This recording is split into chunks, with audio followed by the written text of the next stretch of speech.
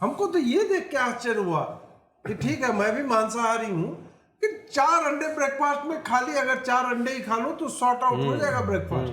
2 केले भी हैं आगे। उसका तो 2 केले डेली ले रहा है। 2 केले सुबह दोपहर शाम 6 केले ले रहा है। आप भी ले रहा है, पूरे प्रपोर्शन में लेता है। 6 केले, बड़े बड़े केले हैं। अच्छा, बड़े बड़े केले हैं। बिहार का हाजीपुर का केला देख लोगे ना, वो अफ्रीकन होता है, वो केला इतना बड़ा बड़ा होता है। तो अफ्रीका में केला इतना लंबा होता है? कांग्रेस अपने मैनिफेस्टो में कह रही है कि हम देश की जो बेरोजगार युवा हैं उनको 1-1 लाख रुपए देंगे फ्री ऑफ कॉस्ट। आपको घर बैठे खटाखट 8,000 रुपए, 8,500 रुपए, हाँ जी, ऐसा देंगे 8,500 रुपए। हाँ, और ऊपर से देने के बाद पैसे भी देंगे। ये देखिए, हाथ बदलेगा हालात। हाँ जी, तो 8,500 बदलेगा। हाँ, आपका हाथ आपके हालात बदल देगा, ये कहा जा रहा है। अश्लील मैनिफेस्टो है सर। तो जी, बिकॉज ये बेल तो बहुत छोटी सी चीज है इसके लिए। जो इसका दिमाग काम करता है अरविंद केजरीवाल का, वो लगता मुझे ये है कि सिंपैथी वेव जनरेट करने का प्रयास वो अपने लिए मारने का प्रयास किया गया। और किसी दिन प्लेट को मोड़ करके ना वो चाकू बना लेगा। हाँ, हो सकता है, हो सकता है। इनको जो है सही में, लेकिन संजय बाहर आ गया ना, वो कर सकता रहेगा। अरे खुद मार लेगा, खरोच मार लेगा गले पे, मारेगा थोड़े काइया आदमी है साला, वो मारेगा नहीं, वो बस वो नाखून से ही खरोच मरवा लेगा, लेकिन नाखून वाले फंस सकता है।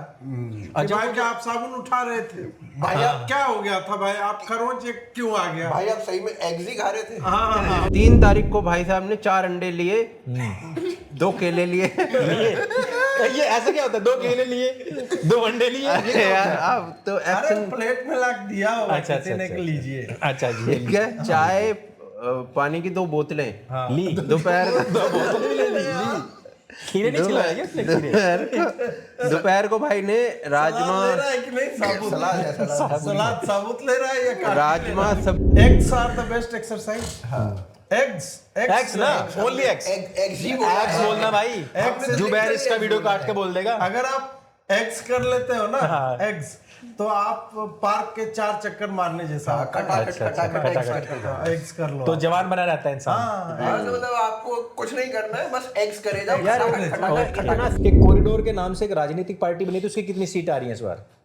उनकी तो 540 के लगभग आ जाएगी। 540? 540 उनके जो संकल्प है वो देख करके मैं तो 545। मैं जितना बटन रहेगा नहीं भी पे पाँव ऐसे करके, वो सारे गावा पादा नहीं, सानी धापा मगारेसा, ये पाँव करके मैं डाल दूंगा। पाँव करके एक गाना भी है ऐसा, है ना? पाँव करके उन्हीं की पार्टी आ रही है ना। तो मोदी जी तो गए फिर। मोदी जी तो लग अरे चालू हो गया हम लोग का, तुम क्या आ गया जा रहा है? हाँ चालू है ये भाई, चालू है। क्या कैमरा चालू कर दिया क्या? सब चालू है।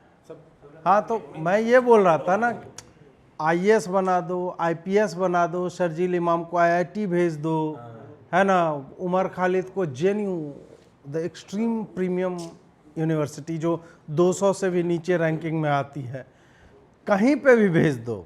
बुरहान वानी को कुछ नहीं मिला तो साले को हेडमास्टर का लौंडा ही बना दो। हाँ कुछ नहीं, और ना मिला तो मुख्तार अंसारी का एक फेक बाबा क्रिएट कर दो कि उस्मान ब्रिगेडियर था, जो कि था नहीं, एग्जिस्ट नहीं करता है, उसके बाबा में उस्मान नाम है ही नहीं कहीं पे। हाँ, और वो क्या प्लान करेगा कि 40,000 काफिरों को जहर कैसे दे दिया प्रसाद में। हाँ, प्रसाद में। ये लड़की ने मुझे मतलब मेरा प्रपोजल ठुकराया, तो इसको कैसे मैं चाकू मार के गोद दूं। या फिर शाहरुख जो था दुमका वाला, जिसने जीवित जला दिया था, अंकिता नाम की लड़की थी। और ये अपना साक्षी दिल्ली के अंदर हाँ। कितना मारा था उसको। अब तो मैं तो इस प्रतीक्षा में हूँ कि वो कांग्रेस कॉर्पोरेटर आए, बोले कि नहीं इसमें कोई कम्युनल एंगल प्रोटेस्ट नहीं कर रहे हैं ना, भाजपा वाले साथ मिल के उसके साथ प्रोटेस्ट कर रहे हैं। अच्छा, RSS वाले। हमको तो लगा कि जैसे यहाँ अंकित त्यागी के पिताजी जो है वो बहुत ज्यादा बेचारे सेकुलर हो गए थे और बोलने लगे कि नहीं अंकित सक्सेना के। हाँ अंकित सक्सेना। इवन वो तो छोड़ो, आप ध्रुव त्यागी के छोटे भाई ने कह दिया था कि इसको कम्युनल ना बनाया जाए, और कम से कम देखो उन लोगों ने हमारे भतीजे की जान बचाई। ये नहीं देख रहे ध्रुव त्यागी की जान ले ली। हमारा आदमी ये देखता है अरे वो कम से कम उस लड़के की जान भी तो उन्होंने बचाई है। ये सिंड्रोम है। ये ऑस्ट्रेलिया का पास्ट बिशप जो था उसने माफ कर दिया, जिसने उसके मुंह पे चाकू मारा है 5 दिन की पहले जो अभी तो कितना मारा उसको। हाँ, और उसने बोला कि नहीं वी फॉरगिव। नहीं ठीक है, नहीं कोई करो नहीं, वो तो बता देगा कि वो वहाँ पे जो है अल्लाह अकबर नहीं बोला था, वो तो वहाँ नहीं नहीं ऐसा मत बोले कि नासिर खान हाँ नासिर खान बोला था।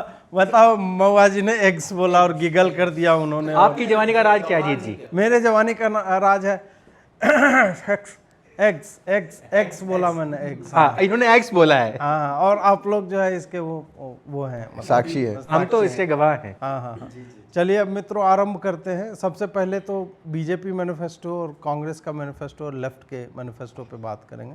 तो आप लोग की इनिशियल रिएक्शंस कंपैरेटिवली भी बताइएगा कि क्या कह रहे हैं। उधर से ऐसे ही अच्छा उधर से, ठीक है भाई, गर्वित तो देखो मैंने अभी हमने रिसेंटली इसके ऊपर वीडियो किया है और तीनों के हमने मैनिफेस्टोस डिस्कस करे उस वीडियो में। भाजपा का मैनिफेस्टो अगर आप देखें तो 70 पेज का मैनिफेस्टो है मोटा माटी, और कांग्रेस का है 49 पेज का। ठीक है, भाजपा के मैनिफेस्टो पे पहला प्रथम पृष्ठ अगर उसका देखते हैं तो उस पर बड़ी सी मोदी जी की फ़ोटो है और पीछे जेपी नड्डा की फ़ोटो है थोड़ी छोटी। और यही अगर 2014 की उससे मैनिफेस्टो से कंपेयर करते हैं तो पता चलता है कि भाई 2014 में अटल जी की भी थी, आडवाणी जी की भी थी और राजनाथ सिंह की भी थी। हाँ, इन तीनों की फ़ोटोज़ थी और थोड़ी बड़ी फ़ोटो मोदी जी की थी। ये 4 फोटोज़ थी वहाँ पे। फिर अगले पेज पे आते हैं तो उस पूरे पेज पे तो इससे बेसिकली क्या मतलब, इससे मेरा कहने का तात्पर्य इससे ये था कि इस बार मोदी मैच हो चुका है पूरा का पूरा। वो तो है। इसे एक पन्ना ऐसा है जहाँ पे मोदी जी नहीं है, किसानों वाले पन्ने पे नहीं है, बाकी हर जगह मोदी। तो मोदी में बहुत और उसका भी कारण मैं बताऊंगा कि किसानों वाले पन्ने पे क्यों नहीं है। इंटरनल मीटिंग्स में वो सब बोला भी जा रहा है कि भाई ये मोदी ही लड़ रहे हैं। तो मोदी में हो चुका है पूरा मैनिफेस्टो। मोदी की गारंटी, हर एक चीज से पहले मोदी की गारंटी ये होगा, मोदी की गारंटी वो होगा। तो वो चीज डाली गई है जो कि 2019 और 2014 में नहीं थी।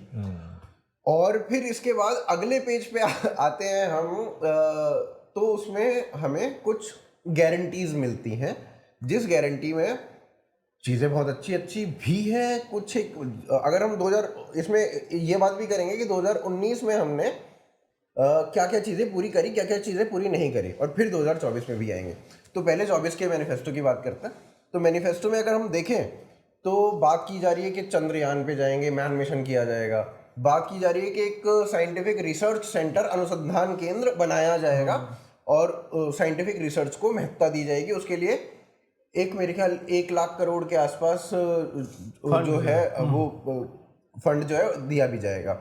फिर उसके बाद मैनिफेस्टो ये भी बुलेट ट्रेन के बारे में कहता है, not just in west, also in all 3 parts of India. मतलब नॉर्थ, साउथ और वेस्ट में भी सब गुजरात से कनेक्ट रहेगा या और भी जगह से कनेक्टेड रहेगा? इट शुड बी के मेरे ख्याल से ऐसा। भाई ओलंपिक भी गुजरात में ही आ रहे हैं, भी गुजरात में आ रहे हैं, तो पक्षपात तो है देखिए। जबकि सांसद वो यूपी से हैं। 2036 में ओलंपिक की बात की गई है। फिर स्पोर्ट्स में अगर हम 2019 से अब तक देखें तो काम बहुत ज़्यादा हुआ है और इस बार और ज़्यादा काम करने की बात की गई है, क्योंकि 2036 में ओलंपिक्स कराने के लिए हम दम भर रहे हैं।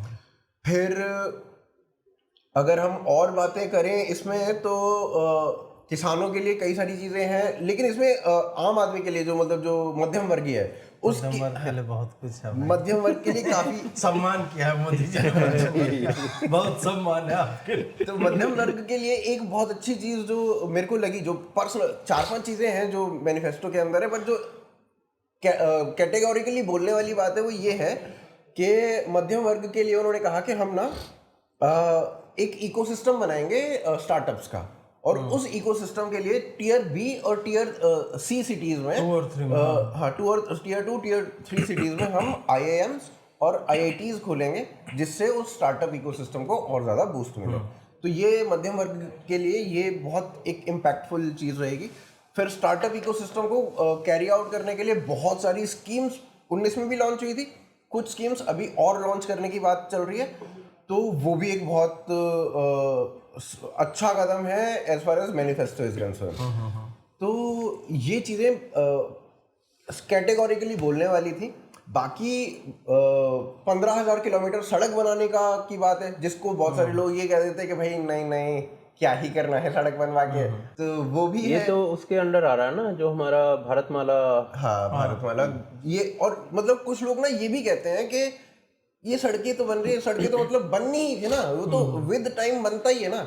पर भाई भारतमाला का जो स्वप्न था वो अटल बिहारी वाजपेयी ने 2004 से पहले देख लिया था। 2004 से 14 तक इस पे क्या हुआ? मुझे ऐसा लगता है कि जो बीजेपी का मैनिफेस्टो है ना, वो शायद थोड़ी सी प्रेरणा दे लोगों को वोट करने के लिए, लेकिन जो कांग्रेस और लेफ्ट का मैनिफेस्टो है ना, वो लोगों को मजबूर कर देगा कि भाई बीजेपी को वोट दे दो।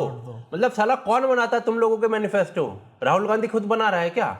आप ये देखो, इन लोग जो कांग्रेस से इतर अगर हम बाकी इनके सहयोगी दलों के मैनिफेस्टो देखें, ये कह रहे हैं कि यूएपीए जैसी चीजें जो हैं, धाराएं जो हैं, वो समाप्त कर दी जाएंगी। सीए हटा हाँ, देंगे। मतलब क्या चाहते हो साला? ये जो 370 दिल्ली के दंगे जिन लोगों ने करवाए हैं, उन लोगों के हार पहनाना चाहते हो तुम लोग। आप कह रहे हो कि भारत के परमाणु शस्त्र जो है उनको नष्ट कर दिया जाएगा। मतलब आप क्या पाकिस्तान चीन के आगे हाथ जोड़कर बैठे रहोगे? क्या करना चाहते हो भाई? सीए जैसे कानून जो है उनको निरस्त कर दिया जाएगा। धारा 370 जो है उसको फिर से लेकर आएंगे ये लोग, रिस्टोर कर देंगे। मतलब आप सोचिए पूरा मैनिफेस्टो जो है इन लोगों का, वो किस प्रकार, इवन नक्सलवादियों पर भी कुछ है इनका उल्टा सीधा। तो शहीद बोल तो रहे हैं वो। अभी इसमें ना दो चीजें और भी हैं। कन्हैया भाजपा के मैनिफेस्टो में सीए की बात होती है कि सीए को पूर्ण रूप से लागू किया जाएगा। पूर्ण रूप से लागू करने का अर्थ मुझे अभी समझ में नहीं आया कि पूर्ण रूप से क्या है। क्या वो हिडन चीज है? उसमें एनआरसी एनपीआर आ रहा है कि नहीं आ रहा है, वो हिडन है। जैसे ओवैसी कहता है कि सीए बिना एनआरसी एनआरपी के पूरा नहीं हो, एनपीआर के पूरा नहीं हो सकता। तो क्या वो चीज है पूर्ण रूपेण? अगर आप कह रहे हो तो वो चीज आती है, या फिर जो आपका सबसे बड़ा सेलिंग पॉइंट था 2019 के मैनिफेस्टो में कि हम एनआरसी लागू करेंगे, वो मिसिंग क्यों है? वो एक चीज मेरे को समझ में नहीं आ रही है। मुझे वो जो मिसिंग वाली बात है ना, बहुत सारे लोगों ने बहुत सारी बातें बोली, उसके बाद आप दोनों पे आएंगे। एक तो बोल दिया कि यार मथुरा काशी क्यों नहीं लिखा, places of worship act missing क्यों है, ये जो आपने बोला एनआरसी कहाँ है, बहुत सारी चीजें बताई नहीं जाती।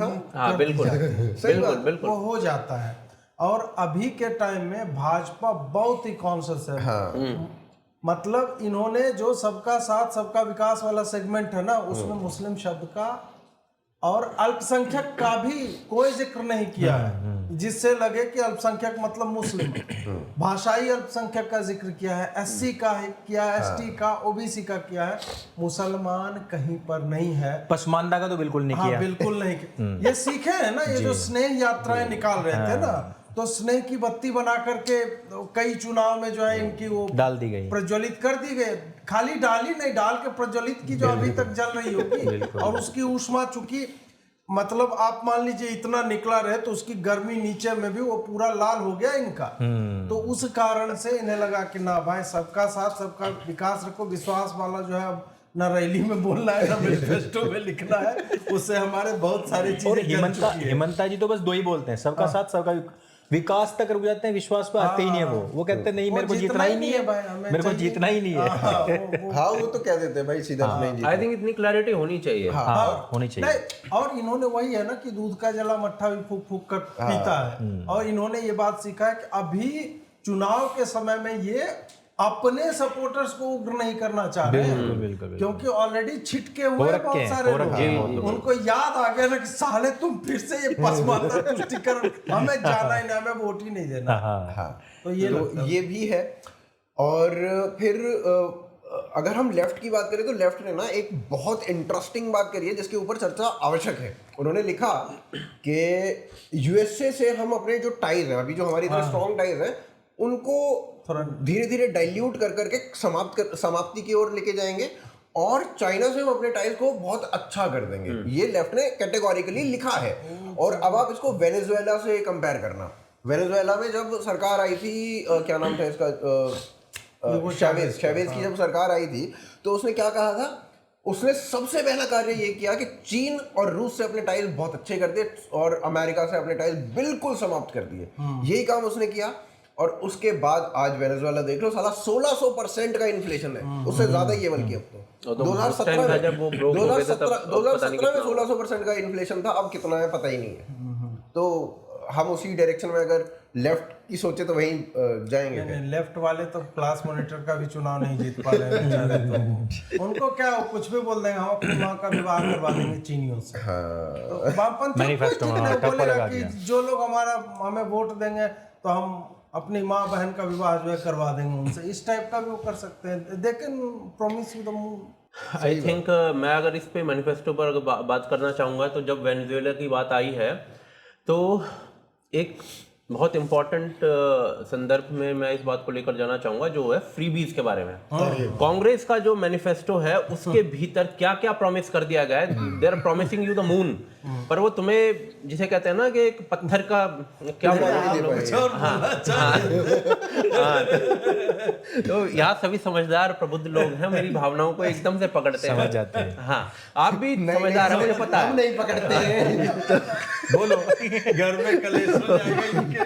तो जी क्या है कि कांग्रेस अपने मैनिफेस्टो में कह रही है कि हम देश की जो बेरोजगार युवा हैं उनको 1-1 लाख रुपए देंगे फ्री ऑफ कॉस्ट। आपको घर बैठे खटाखट 8,000 रुपए, 8,500 रुपए, हाँ जी, ऐसा देंगे 8,500 रुपए। हाँ, और ऊपर से देने के बाद पैसे भी देंगे। ये देखिए, हाथ बदलेगा हालात। हाँ जी, तो 8,500 बदलेगा। हाँ, आपका हाथ आपके हालात बदल देगा, ये कहा जा रहा है। मैनिफेस्टो है। तो जी 8,500 रुपए वो आपको देने की बात कर रहे हैं। इसी प्रकार से देश की महिलाएं जो है उनको भी 8,500 रुपए देने की बात की जा रही है। अब जाके मुझे समझ में आया कि हाथी मेरे साथी का अर्थ क्या है। फिर भाई साहब, ऐसा ये मैनिफेस्टो है, इसमें कह रहे हैं कि जो 23 फसलें हैं एमएसपी की, सारी की सारी फसलों पर एमएसपी देंगे। ठीक है, अच्छा, उनमें फिर आप भाई ये जो क्या कहते हैं, दूध की खेती है या जो मुर्गी की खेती है, उनको भी ऐड कर लो भाई। उनको क्यों छोड़ रहे हो? वो आपने उसका दूध की खेती, दूध की मिलेगा मैनिफेस्टो में दूध की खेती का भाई देखो वो किसान तो वो भी पैदा कर रहा है ना, किसान होता ही है ना, डेयरी उद्योग, राइट, मित्रों डेयरी उद्योग। करण थापर ने पेला ना, उसने लिखा था इसी बात पे, तो पूछा उसने कि तुम 23 पे दोगे, पैसा कहाँ से लाओगे? कहाँ से लाओगे? नहीं, हम 6 पे अभी सोच रहे हैं, उसको घटा बढ़ा सकते हैं। हाँ, तो साला इतने तो चल ही रही, तुम क्या उसमें ऐड कर रहे हो? 23 फसलों पर अगर आप एमएसपी दे रहे हो, इसके अलावा आप कह रहे हो कि किसानों का और जो छात्र है उनका लोन माफ कर दिया जाएगा। ये पूरा अगर विवरण आप ऐड करते हो ना, तो लगभग जो महिलाओं और ये है युवाओं, ये लगभग आपका 12% के करीब आपके बजट का खा जाएगा। 45 लाख करोड़ रुपए का बजट था पिछले साल, यानी 2023 का जो वित्तीय वर्ष था उसमें। अब 12 लाख करोड़ उसमें से इस काम में निकल गया, 12%, ठीक है। और आप बहुत कंजर्वेटिव ऐड कर रहे हो। कंजर्वेटिव ही कर रहा हूं मैं। 80 करोड़ गरीब मान के चल रहा हूं, और हर 5 पे एक महिला, यदि मैं गरीब मानूं, 16 लाख करोड़ तो ऐसे हो जाएगा। हाँ, मैं वही कह रहा हूँ, बट क्या है कि मैं बहुत कंजर्वेटिव अमाउंट लेकर चल रहा हूँ इस समय। क्यों महिलाओं का हो गया सिर्फ? अभी इसमें आप एमएसपी वाला एंगल लेकर आओगे ना, जब पूरा तो बजट आप ये टोटल मान के चलोगे 50% के ऊपर का बजट जो है ना, वो इन सारी चीजों में जा रहा है। उसके बाद आपको चंद्रयान भी बनाना है, उसके बाद आपको गगनयान में भी कर, हाँ, सारी चीजें। न्यूज लॉन्ड्री वाले भाई ने बोला चंद्रयान की क्या उसकी क्या जरूरत है? और मेनली ध्रुव ने बोला कि रोड की भी कोई जरूरत नहीं है। चंद्रयान तो हवा में उड़ता है, और क्या हवा में? तुम साले जो शाइनिंग में बच्चा साइकिल चलाता है वो चलाओ। रोड की अगर हम बात करें ना, तो उसका माइक यूज करते हैं। रोड की अगर हम बात करें तो साला जितना एक्सप्रेसवेज आज भारत में है, एक्सप्रेसवे गाली क्यों दी? एक्सप्रेस में बुरा मान के खड़ा हो जाएगा।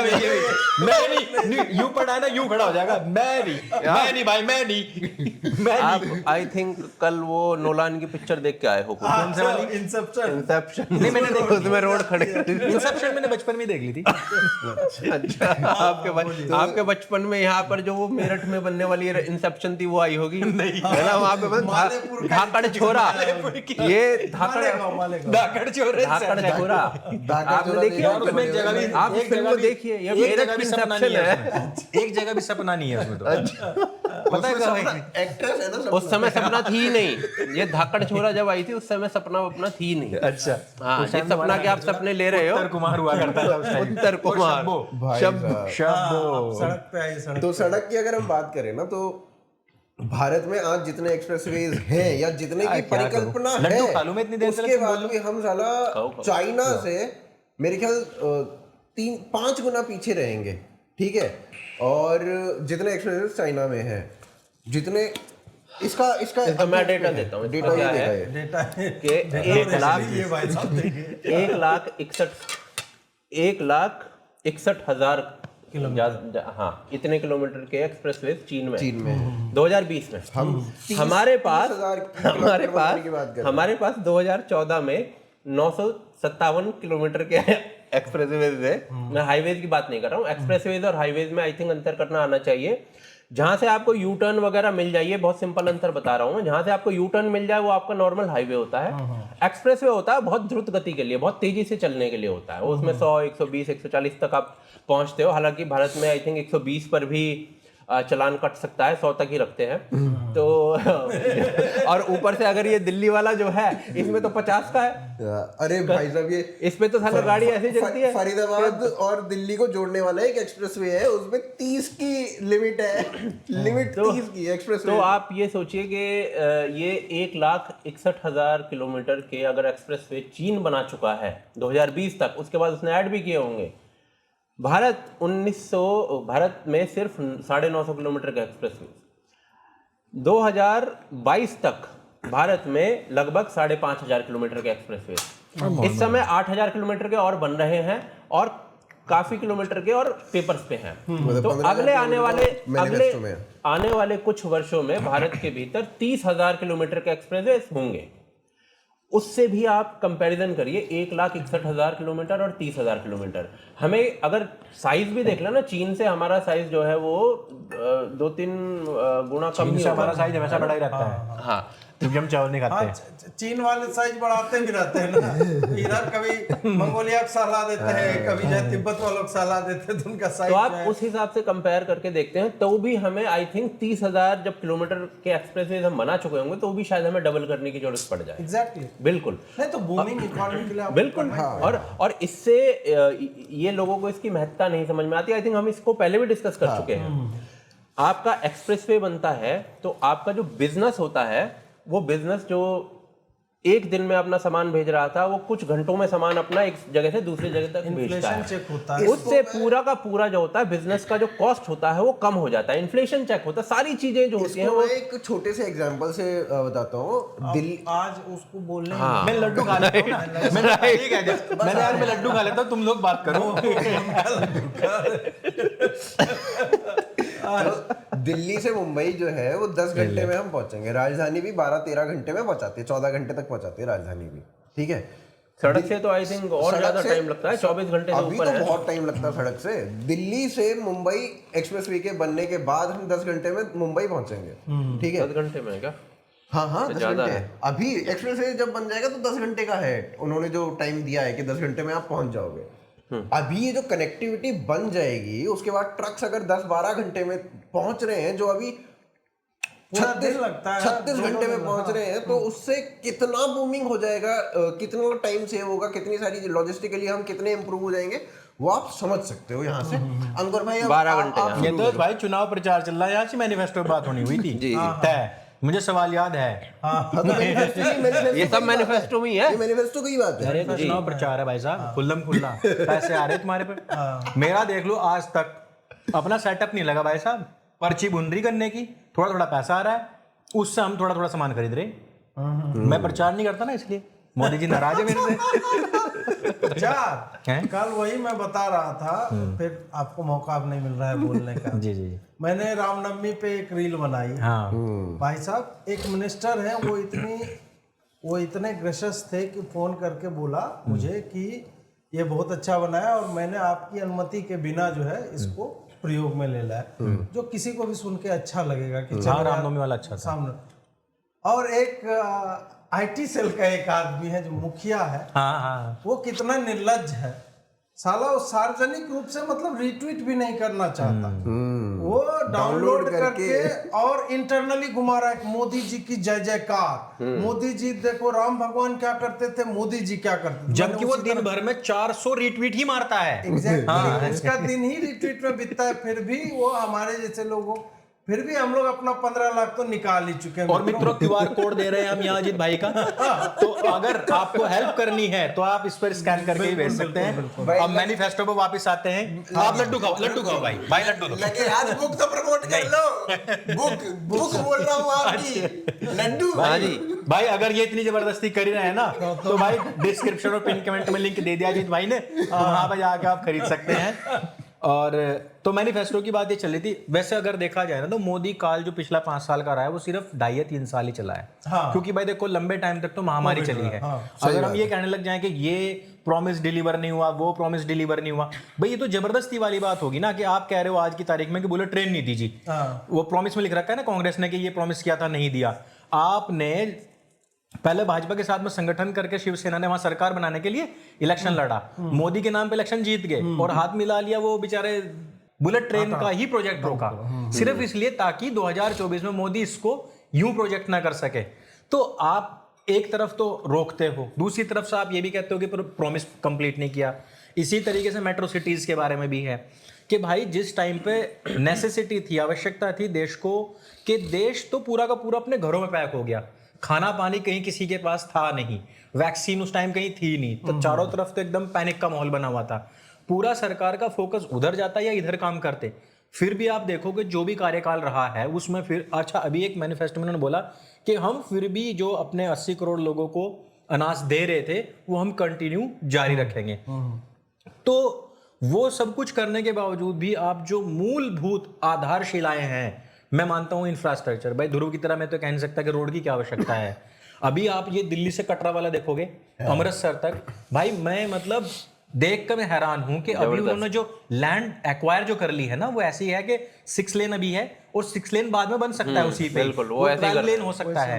ऐसा नहीं है कि अभी जैसे दिल्ली में पहले वाले रोड थे कि भाई घरों को एक्वायर, और वो भी ग्रीन कॉरिडोर है पूरा का पूरा, कि मतलब उसमें जमीन भी हम मकानों से इनसे सस्ती ले सकते हैं जो घरों के बीच से निकालते हैं। तो अगर लब्बो लुबाब निकाल के देखें ना तो बहुत सारे ऐसे प्रॉमिसेस थे जो डिलीवर हुए हैं, बहुत से ऐसे हैं जो अभी बीच में थोड़े अटके हुए हैं लेकिन आने वाले टाइम में कंप्लीट हो सकते हैं। सबसे अच्छा हमें ये लगा है कि हाँ इस बार ये पसमानदा का, सबका विश्वास का, ये सब वर्ड्स यूज नहीं किए गए। और उससे बड़ी बात कि जिस तरीके से फिलहाल का कैंपेन तो कम से कम, भाई हमें नहीं पता है कि 24 से लेकर फिर 29 तक किस प्रकार की सरकार चलती, फिर से कहने जाए चौथा भी नारा उसमें कोई घुसेड़ दें विश्वास के बाद में है, हाँ वो भी घुसेड़ सकते हैं। लेकिन अभी तो यही है कि जैसे सूर्य तिलक हो रहा है तो उस टाइम पे मोदी जी का, और उसके बाद भाई जय सिया राम और ये सब चीजें तो चल रही हैं। उन सब को देखते हुए दूसरा, हम तो पश्चिमी उत्तर प्रदेश से हैं, आज हमारे यहाँ पहला चरण का चुनाव है, सहारनपुर में स्टार्ट हो चुका है। तो दूसरा अगर देखा जाए तो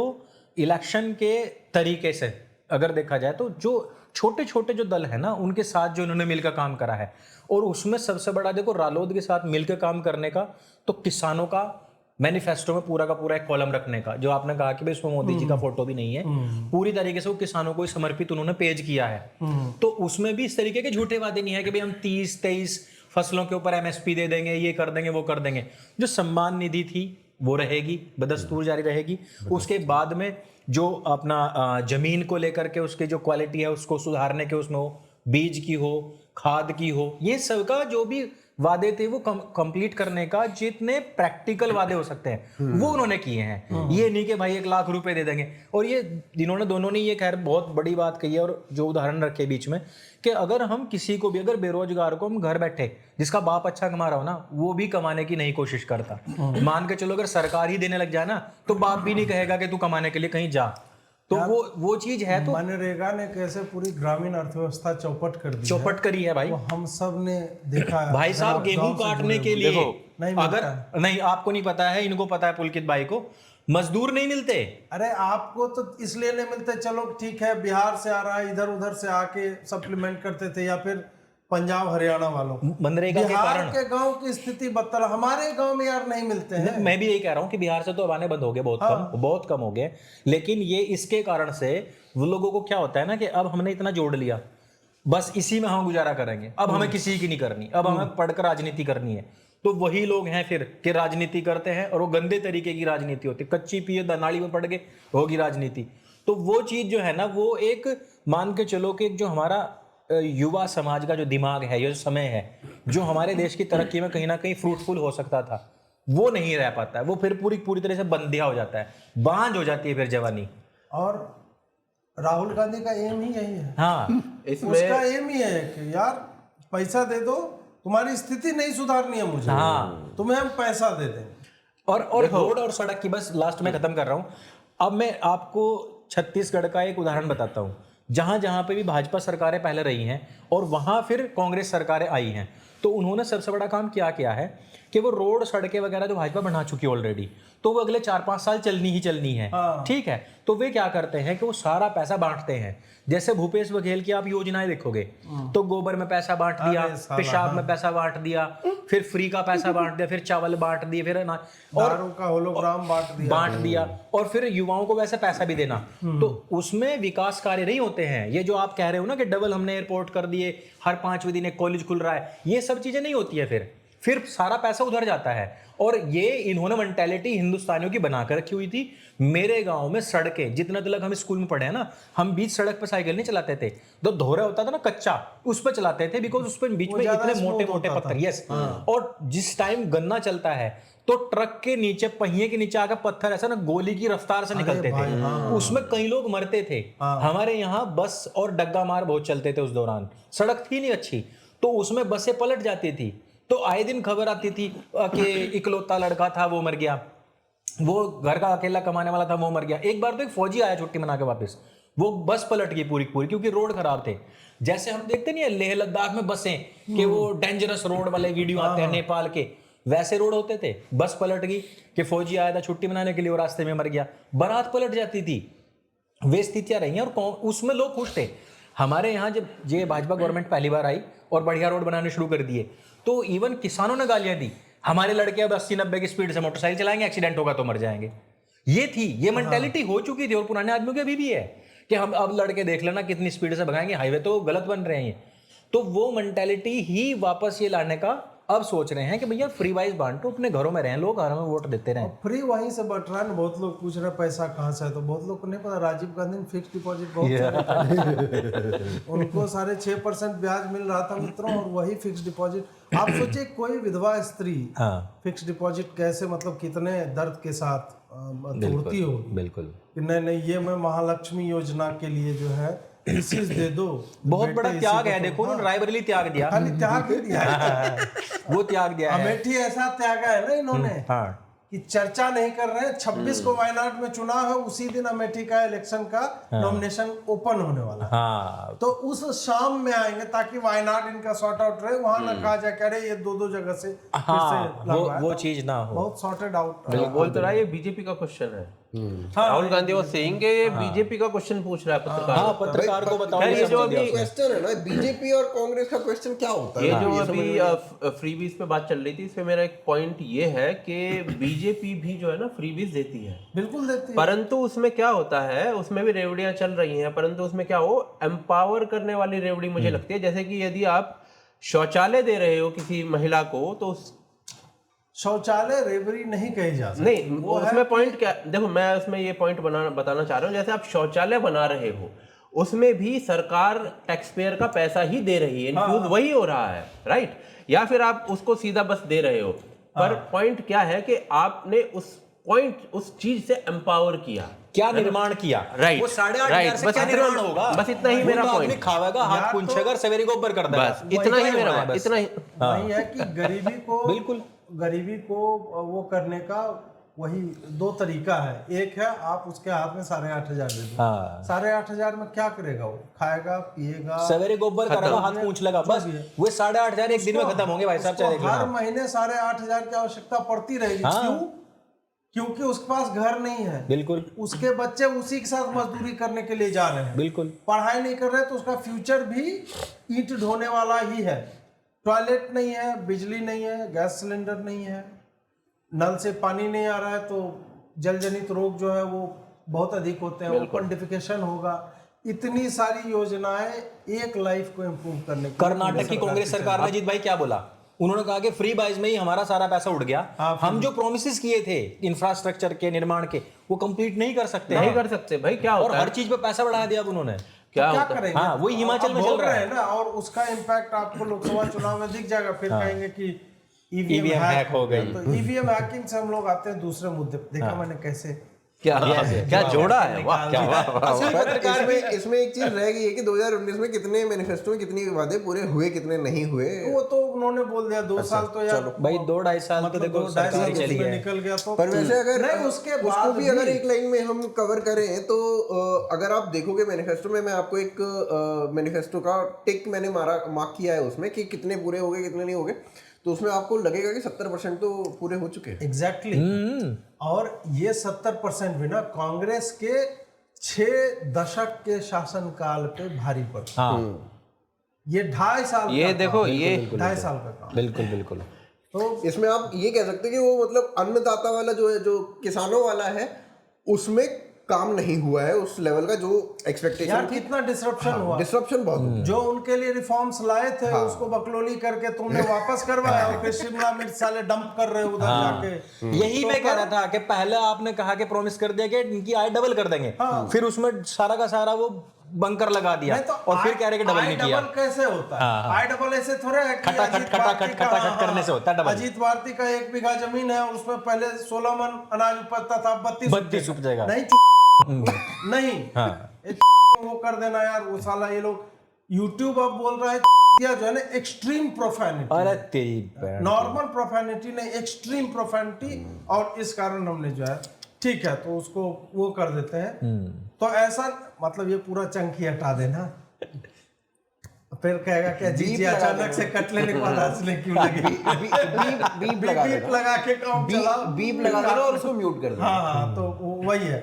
तो ऐसा तो है ना, आपको गेहूं यदि आपने बोया है तो आपको फूड प्रोसेसिंग प्लांट लगाओ। बिल्कुल। उसके लिए सरकार ने योजना चलाई है, मुद्रा वाले लोन लो, बिल्कुल। कम्युनिटी सेल्फ हेल्प ग्रुप बनाओ। टमाटर अगर उपजा रहे हो तो 8 आने टमाटर तुमको सड़क पे डंप ना करना पड़े, इसलिए तुम केचप का लगाओ प्रोसेसिंग यूनिट। दूध उपजा रहे हो, पनीर बनाओ। और ऐसा नहीं कि मोदी ने ये बताया नहीं, ये सब कुछ वो बताया है। सीताफल वाला एग्जांपल है तो सही। वो सीताफल वाला एक महिला थी, उसके अब देखो रिपोर्टर्स का भी जो मीडिया का क्या रोल रहा इन चीजों में। कई लोगों ने इस कारण से अपनी जॉब खोई है और यूट्यूब चैनल चलाते हैं। तो आप ये देखो, वो सीताफल वाला एग्जांपल था। एक महिला थी, उसके पास देख लिया तो जो महिला थी उसके पास अपनी जमीन थी। अब सरकार उसके पास पहुंचती है, वो बताती है कि वो मैं सीताफल इसमें खेती करती हूँ। सरकार बताती है कि सीताफल का प्रयोग आप इस काम से और ये चीज बनाने के लिए कर सकते हैं और इसको बेचो, आपकी इनकम डबल होगी। उसकी इनकम ये सब करने से डबल हो गई। अब मीडिया उसके पास पहुंचती है। मीडिया का प्रश्न होता है कि भाई जो आप खेती कर रहे थे उस खेती से आपकी इनकम डबल हो गई है क्या? कहते नहीं, खेती से तो नहीं हुई, पर खेती के बाद ये जो कर रही हूँ इससे डबल हो गई है। तो जो ये बाद वाला पॉइंट है वो कट करके आपका ये सब चला दिया, और इसका परिणाम क्या हुआ कि वो बंदा आज यूट्यूब चैनल चला रहा। उसको तो ऐसे बेचारे को लिपस्टिक लगाता है, धान गेहूं का फर्क नहीं है। तो मैं वही कह रहा हूँ, वो अजीत था क्या? अजीत तो ये था, पुण्य मेरे था, ख्याल में। पुण्य प्रसन्न था, पुण्य प्रसन्न चल जो भी था वो सब साले ये क्या नाम है इसका, ये लिपस्टिक बिंदी वाला जो हमारा लाल परी, तो लाल परी का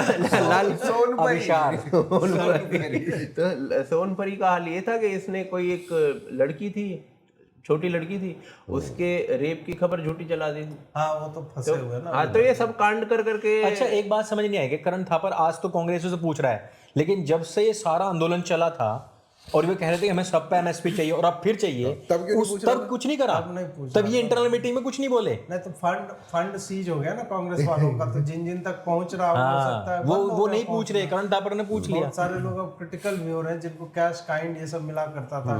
करण थापर का तो एक और वीडियो सामने आया है, मधु त्रेहान वाला। अच्छा, क्या आर यू पाकिस्तानी एसेट या हैंडलर हो तुम? मतलब आप ये सोचो कि इन लोगों से स्पष्ट रूप से ये प्रश्न पूछे जा रहे हैं। शोभा डे से भी पूछा गया था।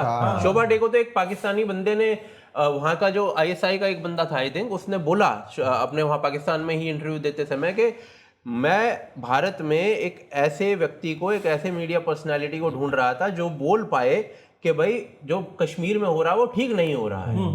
कश्मीर में आप प्लेबिसाइट कराओ। बहुत मुश्किल से मैंने ढूंढ के शोभा डे को निकाला, उसने शोभा डे का नाम लिया है उसमें। अभी आप ये देख लो, अभी ये करण थापर पे बरखा दत्त का तो हाफिज सईद ने बोल दिया कि बरखा दत्त जैसे लोग तो बहुत अच्छा काम कर रहे हैं। तो अब इसका क्या नाम है, इसका ये सीधा प्रश्न पूछ लिया, कौन थी, मधु त्रेहान ने पूछा ना। मधु त्रेहान ने सीधा पूछ लिया कि भाई आप आज भी पाकिस्तान के लिए एक प्रकार से काम कर रहे हो क्या? ये सीधे प्रश्न पूछे जा रहे हैं। अब तो पूछे जाने चाहिए इन लोगों से। इन लोगों ने बहुत नैरेटिव ऐसा सेट किया एक तो ना ये एक बहुत लोगों को ये भी लगता है कि प्रश्न केवल सत्ता से पूछना चाहिए, पर नहीं, प्रश्न हर एक आदमी से पूछना चाहिए। जो आप हो ना, आप वोट डाल रहे हो तो आपसे भी प्रश्न होना चाहिए कि भाई आपने इसको वोट क्यों डाला और उसको वोट क्यों डाला। आपको पता होना चाहिए कि आपने क्यों डाला। हम नॉर्मल यूट्यूब वीडियोस बनाते हैं, हमसे प्रश्न करिए, हमसे प्रश्न होने चाहिए भाई, साफ बात है, चाहे वो ऑपोजिशन हो। हमसे तो इतने प्रश्न पूछते हैं, साला 2 घंटा का पॉडकास्ट 150 लोग प्रश्न पूछ देते हैं, सवाल आते हैं, लेकिन पूछते रहे मित्रों, प्रश्न पूछते रहे, पैसा देके पूछते रहे। बहुत सुंदर। इसका फिर 4K में आपको ब्रॉडकास्ट जो है वो मिलेगा। तो वीवीपैट पे चलते हैं, जिसमें वो प्रशांत भूषण बोल रहा था कि उसमें एक बल्ब क्यों नहीं लगा देते हैं आप? और उसकी जस्टिस खन्ना और दीपांकर दत्ता ऐसा पेला है उसको, मजा आ गया एकदम, बहुत बहुत मजा आया। मतलब खाली जो अगर वो रिप्यू अपार्ट वाला जज रहता ना, उस मोड में रहते तो बोलते तुम्हारे बाप की सुहागरात हो रही है कि लाइट जला दे वहां पे, जला दे, मतलब लाइट जला दो, तो वहां पे एक आदमी खड़ा कर दो जो पर्ची गिर रहा है उसको पकड़ ले। कुछ भी बोले जा रहा था वो आदमी। और वैसे जजमेंट तो रिजर्व हो गई है, और बहुत सारे लोग लिख रहे हैं चीफ जस्टिस ऑफ इंडिया को प्रेम भरी चिट्ठियां कि बताइए ये जुडिशरी में क्या हो रहा है, मतलब वोटिंग होने वाली है और आपने जो जजमेंट, जैसे कि वो बोलेगा और ईसीआई वाला बोलेगा हाँ हम वीवीपैट मशीन रखे हुए हैं और तुरंत तैयारी है हमारा सब कुछ काम। हाँ, तो ये बताइए आप लोगों ने अगर फॉलो किया इस न्यूज को। देखो इसमें जो PIL वगैरह गई थी कोर्ट में, जो केस वेस हुआ, उसमें बेसिकली कुछ प्रश्न पूछे गए कोर्ट से। कोर्ट ने कुछ प्रश्न फ्रेम किए थे जो जिसके उत्तर आए हैं बेसिकली। तो उसमें एक प्रश्न था कि भाई इसकी जो संरचना है, ईवीएम की जो संरचना है वो कैसी है, उसमें क्या क्या होता है, और रिजल्ट्स जो है वो कहाँ, वीवीपैट से जो रिजल्ट्स हैं वो कहाँ पे निकलते हैं, क्या वो वीवीपैट किस तरीके से काम करता है। तो इन्होंने बताया कि वीवीपैट बेसिकली एक प्रिंटर की तरह काम करता है, ठीक है। इससे ज़्यादा इससे कम इसमें कुछ भी नहीं है कि ये स्टोर कर दे, ये ऐसा कर दे कि अगर वो दबाया है, भाजपा दबाया है तो कांग्रेस निकल आए, कांग्रेस दबाया है तो भाजपा। ये केवल एक प्रिंटर है और प्रिंटर की तरह काम करता है। आई थिंक इसमें क्या हुआ था कि प्रश्न ये आया था कि जो वीवीपैट है उसमें आप कोई सॉफ्टवेयर अपलोड वगैरह कर सकते हो या नहीं। बात वही इस प्रकार का प्रश्न पूछा गया था। तो उसका उत्तर उन्होंने ये दिया है कि भाई जो वीवीपैट है ना, वो एक अलग यूनिट है। जो आपकी ईवीएम है ना, ईवीएम के भीतर आपका एक बैलेट यूनिट है, एक कंट्रोल यूनिट हो गई, और आपका एक वीवीपैट हो गया। तो 3 यूनिट होती हैं। तो जो पहला प्रश्न पूछा गया है कोर्ट के द्वारा, उसमें ये पूछा गया है कि आपकी जो स्टोरेज है ये किस प्रकार से आप कर रहे हो। ये इलेक्शन कमीशन ऑफ इंडिया से पूछा गया, और इलेक्शन कमीशन ऑफ इंडिया जो है, ECI जो है, इसका उत्तर ये दे रही है कि भाई जो कंट्रोल यूनिट है और बैलेट यूनिट है, जैसे ही आपका चुनाव पूरा होता है इन दोनों को अलग अलग कर लिया जाता है, दोनों अलग अलग स्टोर होते हैं। और उसके बाद जो हमारा रिप्रेजेंटेटिव होता है, पोलिंग बूथ ऑफिसर होता है वहाँ पर, जैसे ही चुनाव पूरा हुआ वो एक क्लोज बटन होता है, वो दबाता है।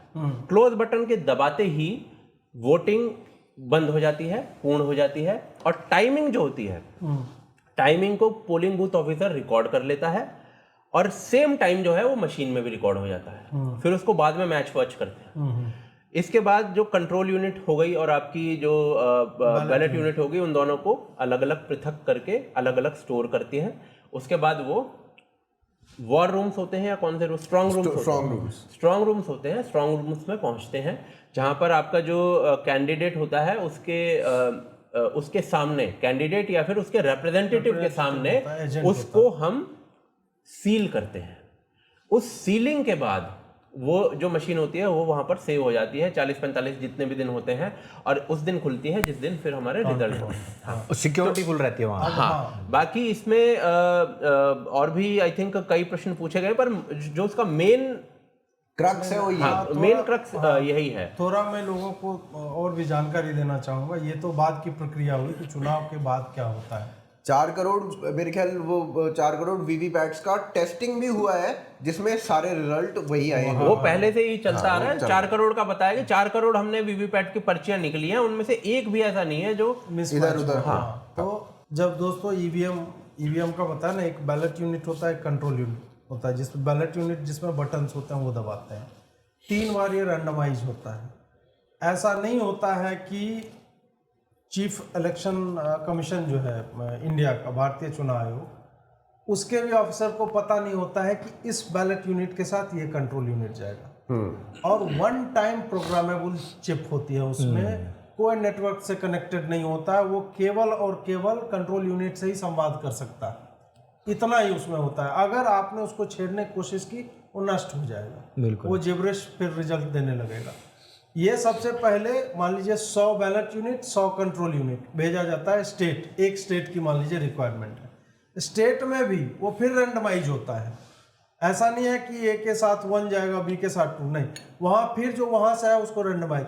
स्टेट जो है इलेक्शन मतलब जो डिस्ट्रिक्ट इलेक्शन ऑफिसर्स होते हैं वहाँ पे डीएम की मौजूदगी में भेजता है। वहाँ एक लिस्ट होती है कि हाँ इस यूनिट के साथ ये वाला यूनिट जाएगा जी। और उसके बाद हर डिस्ट्रिक्ट हेडक्वार्टर्स में हजार मॉक वोट्स पढ़ते हैं सारे मतलब बैलेट यूनिट के माध्यम से, और वहाँ पे सारे लोग रिप्रेजेंटेटिव्स खड़े होते हैं, देखते हैं। वहाँ पे यदि समस्या हुई तो उस यूनिट को रिप्लेस किया जाता है। उसके बाद वो जाता है गांव के बूथों तक या शहर के बूथों तक जो नॉर्मल, उस बूथ पे भी 6 बजे सुबह में चुनाव से पहले 50-50 मॉक वोट फिर दिए जाते हैं कि हो सकता है कि लाने ले जाने की प्रक्रिया में कुछ खराब हो गए होंगे यूनिट। तो वही हम सुनते हैं कि अरे वहाँ पे जो है निकला, वहाँ भाजपा जा रहा है, इस तरह से। फिर इसके बाद भी कुछ यूनिट रिजर्व में रखे जाते हैं ताकि वोटिंग के दौरान 12 बजे तक वोटिंग हुई और यूनिट मिसबिहेव करने लगा, उसको फिर से रिप्लेस किया जाता है। ये हो गया। वीवीपैट क्या होता है, वो आप जब दबाते हैं तो एक पर्ची वही प्रिंटर से निकलेगा, 2-3 सेकंड तक रुकता है और गिर जाता है। वो कि आपने दिखाया भाजपा पे वोट, तो इधर भाजपा ही दिख रहा है, हाथ छाप को नहीं चला गया। वैसा उल्टा ये लोग क्लेम करते हैं कि हाथ छाप दबाया भाजपा पे चला गया।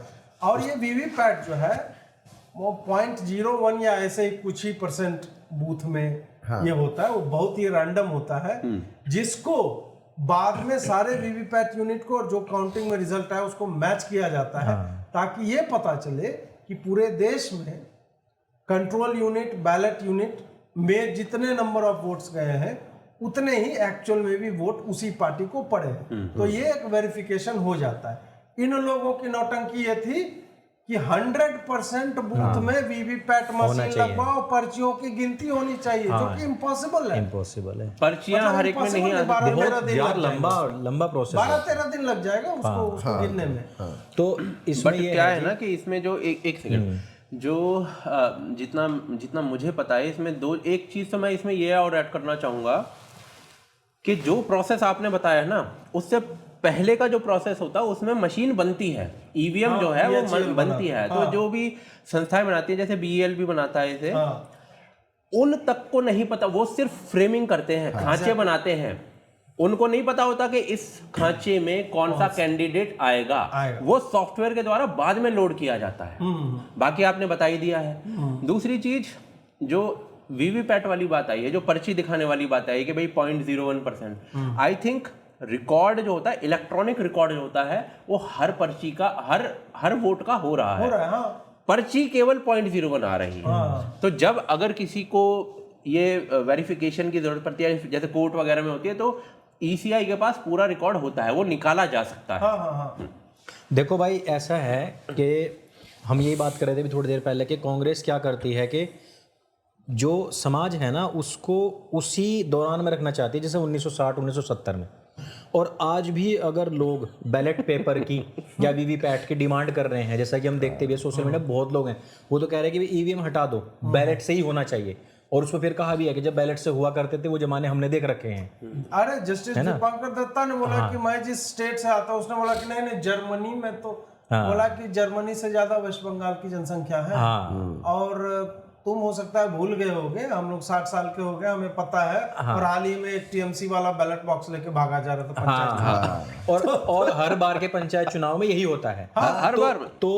तो बात ये है कि देखो, इससे एक तो ये है कि ईवीएम से ना द्रुत गति से रिजल्ट भी आता है, बहुत उसमें जो लेबर लगनी होती है वो भी बच जाती है। और देखो, एक एडवांस होना, कोई भी देश होगा जो बड़ा देश होगा उसमें ऐसा ही होता है। जर्मनी वर्मनी छोटे छोटे देश हैं, उनके अगर हम उदाहरण भारत के परिप्रेक्ष्य में देंगे ना वो सब तो सब चलेगा ही नहीं।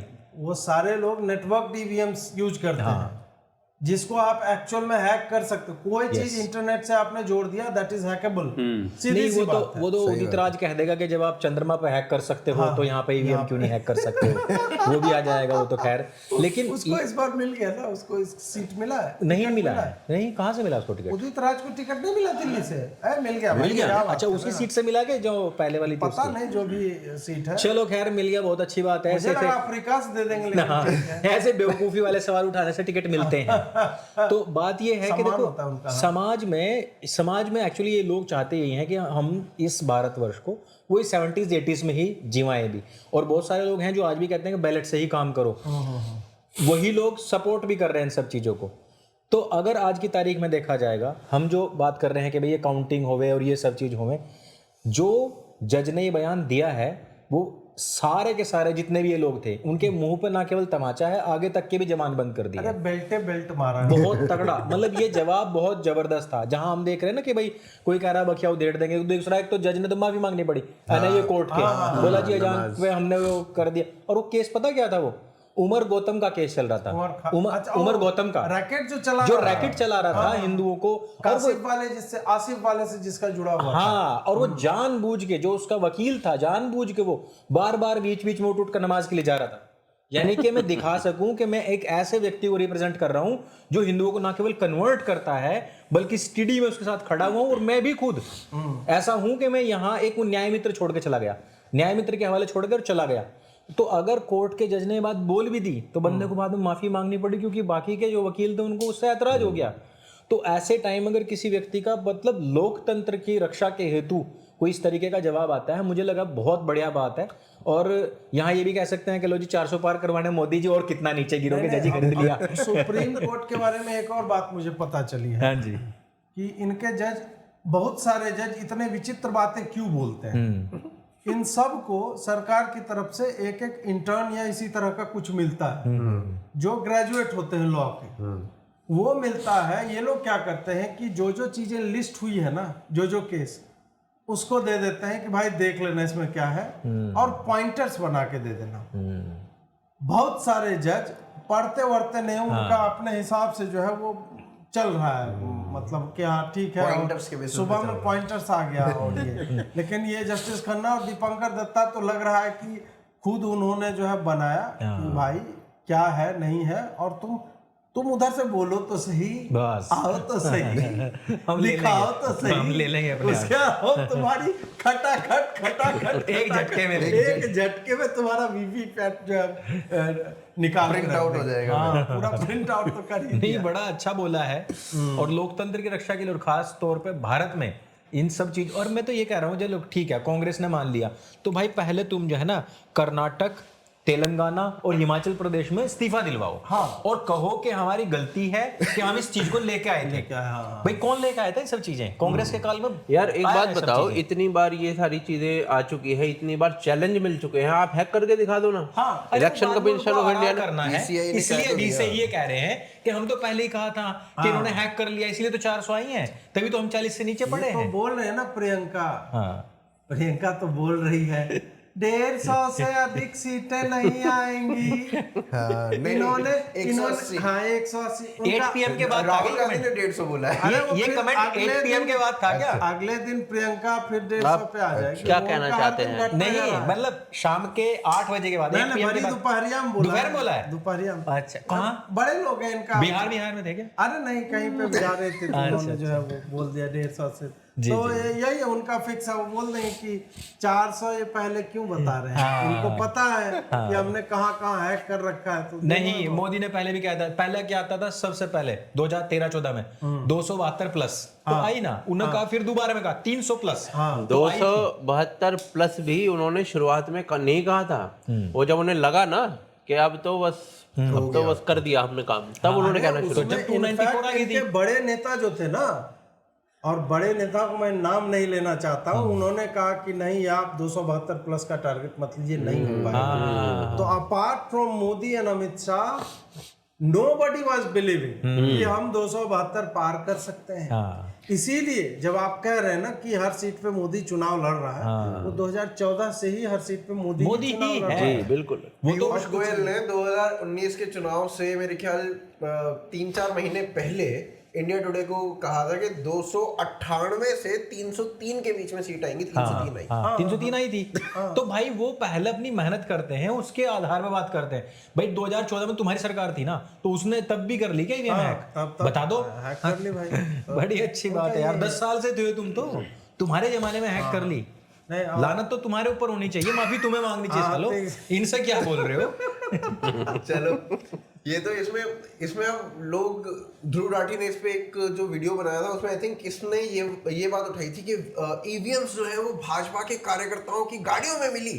अरे भाई साहब, ये तो बता दो कि वो जो ईवीएम थी वो खराब थी। वो नहीं बताया, ये नहीं बताओगे आप? नहीं कह दोगे। अरे और भाजपा कार्यकर्ताओं की गाड़ी जिन ऑफिसर्स ने यूज की उन पे एक्शन हुआ है कि आप ऐसा नहीं कर सकते। अभी यार मेरे डीएम की तरफ से नोटिस आया कि मेरी जो गाड़ी है वो चुनाव में लगवाई जाए। अब मान लो कि मेरी गाड़ी वहां चली गई और डीएम ही मान लो कि ले आया, अब उसका नंबर प्लेट किसी ने डाला, अरे अंकुर की गाड़ी ईवीएम है, इसमें कोई नहीं बताएगा कि डीएम बैठा हुआ है। भाई साहब, इलेक्शन का टाइम जब आता है ना, सारे लोग जितने की गाड़ियां हैं भाई घर से बाहर नहीं निकालते हैं, रोड पे जाएगा। और ये मेरे साथ हुआ है। हम जिस गाड़ी में बैठे हुए थे, बंगाल में ही थे चुनाव के समय में, जिस गाड़ी में इनोवा में थे, रैंडम रोका, उसने बोला खाली कीजिए गाड़ी। ये चुनाव स्टिकर चिपका दिया उसने, तुरंत व्हाइट रंग का पेपर, चुनाव आयोग की गाड़ी होगी, बोला अब जाओ। अरे वहां से फोन आया, अगर आपने इस पर जवाब नहीं दिया तो कार्रवाई हो जाएगी। अगर मतलब इतना वो होता है। और फिर कोई दिया क्या देखा भाई नेम प्लेट, उसमें निकाला, ये देखो अंकुर, ये देखो ये इसका एड्रेस है, ये वही व्यक्ति है, और उसमें ईवीएम रखी हुई है। यार देखो, इनका काम केवल दिग्भ्रमित करने का है, लोगों के मन में संशय उत्पन्न कर दो। इतनी कोई स्टडी नहीं करता है, बस नहीं देखता है कोई करने वाली बात। हाँ कि हमारे देश की जो ईवीएम, अच्छा उसमें बताया ना कि उसमें कोई भी गैजेट नहीं लग सकता, ब्लूटूथ नहीं लग सकता, कोई सॉफ्टवेयर नहीं लग सकता, ऐप नहीं आ सकता, भाई उसमें इंफ्रारेड भी नहीं है, इंफ्रारेड भी नहीं जा सकता। वो पेचकस से खाली सौरभ भारद्वाज जो वो खोल सकता है, वो कर सकता है बस, पेचकस से वो खोल सकते हैं। और वही समियाना चौक दो वो ढोड़िए में वो याद है, वो इंफ्रारेड से साला एक फोन से दूसरे, अरे यार वो गजब टेक्नोलॉजी हुआ करता ऐसे करके। और आश्चर्य लगता था साला इंफ्रारेड ऐसे चिपकाओ, लाल रंग का वो बना रहता था ना ऐसे, और सब कुछ इधर, गाना इधर सब कुछ वो करते थे, और उसमें भी घंटा लगता था, टाइम बहुत लगता था। लेकिन हाँ ये तो चलिए आगे बढ़ते हैं। और यार केजरीवाल जी का वजन बढ़ गया है, और क्या शुगर ही बढ़ रहा है भाई। बंदा देखा कैसे वो अपने आप को दिखाता है नवरात्रों में, दीपावली पर एक अलग से बिल्कुल शेरवानी सी डाल के, या फिर वो कुर्ते पजामे डाल के, और चालीसा भी पढ़ रहा था उस दिन, रामनवमी के वो राम भगवान के सुंदर भाई साहब जो है उनके रोज 4 अंडे चल रहे हैं नवरात्रों में। देखिए जवानी का राज उनका भी एक्सी है। इससे हमें कोई प्रॉब्लम नहीं है, आप अंडे खाओ चाहे भाई डंडे खाओ, हमें कोई दिक्कत नहीं है। पर जो आपका एक दिखावा होता है ना, वो एक अलग मात्रा में चला जाता है। उसके ऊपर दिखावे के ऊपर डिस्कशन हो रहा है। वैसे ना अजीत अंजुम अभी जाके इंटरव्यू कर सकता है कि आप आम काट के लेते हैं या चूस के लेते हैं। आम बहुत खा रहा है वो, अभी आया ना उसमें शुगर बढ़ाने के लिए, वो भी आपकी तरह खूब लड्डू पेल रहा है। इसी तरीके से केजरीवाल की बात आती है, हमारी मिठाई नहीं कर सकते, पता नहीं क्यों। ये तो काली माता का प्रसाद है डासना वाले का। चलो सब खा लो भाई। लड्डू कहाँ गए? मैंने तो लड्डू ही खाया। जेल प्रशासन देखिए कि भाई वजन बढ़वा के भेजता है। हाँ वो तो लग रहा संजय सिंह गर्भवती आतिशी तो कह रही थी कि 1 किलो कम हुआ। कितना मोटा हो गया है। देखो शुरुआत जब आतिशी ने कहा 4 किलो वजन कम हो चुका है शुगर पेशेंट में। जेल प्रशासन ने कहा भाई साहब इसका तो बढ़ रहा है। फिर और घर का जो खाना है उसमें बल्कि कार्ब्स बहुत ज्यादा है, शुगर बहुत ज्यादा है। वो ये कह रहे हैं कि ये चाहता है कि इसका शुगर बढ़े, अटैक वटैक पड़े कुछ, और ये फिर जो है बेल ले ले, बाहर चला जाए। लालू यादव इसके बहुत अच्छे उदाहरण हैं। हाँ, मुझे लगता है ये बेल से भी आगे का एक सिंपैथी वेव क्रिएट करने का प्रयास, पर मुझे नहीं मुझे मारने का प्रयास किया गया। हाँ, ये उस बिकॉज ये बेल तो बहुत छोटी सी चीज है इसके लिए। जो इसका दिमाग काम करता है अरविंद केजरीवाल का, वो लगता मुझे ये है कि सिंपैथी वेव जनरेट करने का प्रयास वो अपने लिए मारने का प्रयास किया गया। और किसी दिन प्लेट को मोड़ करके ना वो चाकू बना लेगा। हाँ, हो सकता है, हो सकता है। इनको जो है सही में, लेकिन संजय बाहर आ गया ना, वो कर सकता था ये काम। अरे खुद मार लेगा, खरोच मार लेगा गले पे, मारेगा थोड़े काइया आदमी ऐसा लगता है, वो मारेगा नहीं, वो बस वो नाखून से ही खरोच मरवा लेगा, लेकिन नाखून वाले फंस सकता है। कि भाई क्या आप साबुन उठा रहे थे भाई, आप क्या हो गया था भाई, आप खरोच ये क्यों आ गया भाई? आप सही में एग्स ही खा रहे थे? हाँ वही तो। और नहीं 4 अंडे, हमको तो ये देख के आश्चर्य हुआ कि ठीक है मैं भी मांसाहारी हूँ कि 4 अंडे ब्रेकफास्ट में, खाली अगर 4 अंडे ही खा लो तो सॉर्ट आउट हो जाएगा ब्रेकफास्ट। 2 केले भी हैं आगे, उसका 2 केले डेली ले रहा है। 2 केले सुबह दोपहर 4 शाम, अंडे, 6 केले ले रहा है, पूरे प्रमोशन में लेता है। 6 केले, बड़े बड़े केले हैं। अच्छा, बड़े बड़े केले हैं। बिहार का हाजीपुर का केला देख लोगे ना, वो अफ्रीकन होता है, वो केला इतना बड़ा बड़ा होता है। तो अफ्रीका में केला इतना लंबा होता है? हाँ उधर भी होता है। वो पाकिस्तान में वीडियो चल रही थी। अरे हाँ वो वाला जर्नलिस्ट वाला था। न्यूज चैनल पे बैठा वगैरह इंडिया में केले बहुत बड़े बड़े होते हैं, हमारे यहाँ छोटे छोटे होते हैं। हमारे इतने यार उनको लंदन नहीं बोला जाता तो वो तो हंसेंगे। तो अच्छा, और खाली इतना ही नहीं, तो 4 अंडे और 2 केले के बाद और भी चीज उसमें, उपमा पोहा पता नहीं हाँ क्या भाई क्या। ये सब ले रहा वो। अरे वाह, खा रहा है यार, ले नहीं रहा है वो। ये लेना कर रहे बेचारे को। लेना देना है, ये तो गलत। ये गलत वर्ड है आपका, खा रहा है। केजरीवाल देखते हैं क्या क्या ले रहा है। यार देखो, मैं केजरीवाल के खिलाफ कुछ नहीं सुन सकता, क्योंकि अजीत भाई को बीजेपी ने तो दिया नहीं। अभी मैं कोशिश कर रहा हूँ केजरीवाल किस तरीके से बाहर आए। केजरीवाल को कांग्रेस वाले खटाखट एक झटके में जेल से बाहर निकाल, लॉन्च हो जाएगा, ऐसा झटका लगेगा वो लॉन्च होगा दीवार वार। यार अच्छा, ये कांग्रेस का और आपका तो इसमें है ना, आलू खा रहा है, रोज आलू खा रहा है, शुगर बढ़ा हुआ है उनका, 212 पे शुगर है। अरे उसको कॉन्स्टिपेशन, डॉक्टर ने भी बताया कि उसको कॉन्स्टिपेशन बहुत भयंकर है। तो जो आप फोटो नहीं डालते, चेहरा देख के वो लगता है चेहरा जो आप constipated डालते हो ना, वो कॉन्स्टिपेशन के टाइम का ही होता मैं है। इतना कह सकता हूँ कि जो केजरीवाल जेल में खा रहा है ना, वो हम यहाँ बाहर खाने की नहीं सोच सकते। नहीं सोच सकता। हैं? 3 तारीख को भाई साहब ने 4 अंडे लिए, 2 केले लिए। ये ऐसा क्या होता है? 2 केले लिए, 2 अंडे लिए। अरे यार अब तो अरे एक्शन प्लेट में लाग दिया होगा अच्छा, किसी ने कि लीजिए। अच्छा जी, ठीक है। चाय पानी की 2 बोतलें ली। दोपहर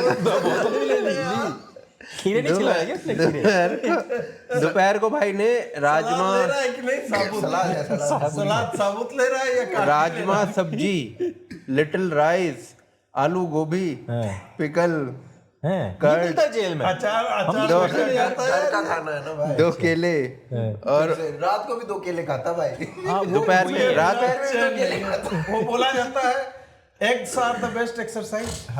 एग्स एग्स ना, ओनली एग्स। एग्स ही बोला एग्स बोलना भाई, जुबैर इसका वीडियो काट के बोल देगा। अगर आप एग्स कर लेते हो ना, एग्स, तो आप पार्क के 4 चक्कर मारने जैसा होता है। एग्स कर लो। तो जवान बना रहता है इंसान। मतलब आपको कुछ नहीं करना है, बस एग्स करे जाओ। यार इतना सिंपल है ना उस वर्ड को सुनना, इतना सिंपल है, वो स्पष्ट रूप से यार वही उसको बोला स्लो गया है। करके सुनोगे ना आप, और वो हंसी उसके बाद, वो और हंसी साला है उसके एक्स बाद पे यार। कौन हंसेगा? एग्स पे कौन कौन हंसेगा? और इस एज में होना एक बॉयफ्रेंड्स। बार तो एक्स मान ले हम साला। नहीं एक्चुअली बताऊं, भाई देखिए, आपका अगर वो राज भी है करने का, हमें उससे नहीं, क्या देखो, दिक्कत उससे है? किसी हमें को कोई कोई दिक्कत नहीं होनी चाहिए। हाँ, आप अंडे खाओ या फिर वो खा, कुछ भी जो भी खाना, हमें किसी को किसी चीज से कोई दिक्कत नहीं है। वो आपकी पर्सनल लाइफ है। एक खाओ 4 खाओ साला, क्या दिक्कत है? 2 अंडे खाओ, 1 केला खाओ। और संघी सब यही सब मूर्खता करते हैं। बिल्कुल। एक्स जो भी उसने बोला, जी, जी। यार तुमको क्या मतलब है? नहीं एक्चुअली वो भी मजे ले रहे थे, वो क्रिटिसाइज नहीं कर रहे थे, वो भी मजे ले रहे थे वहां के। वो उसमें देखा नहीं आपने, हंस के बोल रहे थे और हंस के बोलना पाप नहीं होता है, हंस के पर बोलना क्या आप होता कुछ है भी ना, कह पर सकते हो। इन चीजों का बाद में दुरुपयोग करते हुए पूरी आइडियोलॉजी पर प्रश्न वो उठा बोला दिया जाएगा कि संघी रिप्रेस सेक्सुअलिटी के होते हैं, उनको हाँ। सेक्स अच्छा मिलता नहीं है बिल्कुल, इसलिए। क्योंकि हाँ, क्योंकि वो शादीशुदा नहीं होते ये वो हाँ, ऐसा। हो सकता है। क्या? तो हमें उसको ज्यादा तूल देनी भी नहीं चाहिए वैसे। हाँ नहीं तो तो कुत्ता उत्ता चुराओ भाई आराम से, कोई हाँ दिक्कत बस यही काम करो और कुछ तूल से याद है कि इन्होंने हिंदुत्व को बहुत ज्यादा तूल दे के आपने cool फिर से बना जोड़ दिया, वाह क्या बात बना है। दिया मैंने। यही देखो एक पत्रकार और इंजीनियर्स में यही फर्क होता है, ठीक है, हमें सवाल बनाना पड़ता है, इनका बना बनाया आता तूल है। से याद आया कि हिंदुत्व को मोदी जी ने तूल दे के कूल बना दिया। कूल बना दिया है। इस पे आप लोग की क्या राय है? इन लोगों का बहुत स्टडी है उस पर, मैं तो बाद में ही बोलूंगा। नहीं, एक तो अभी देखा मैंने रामनवमी पे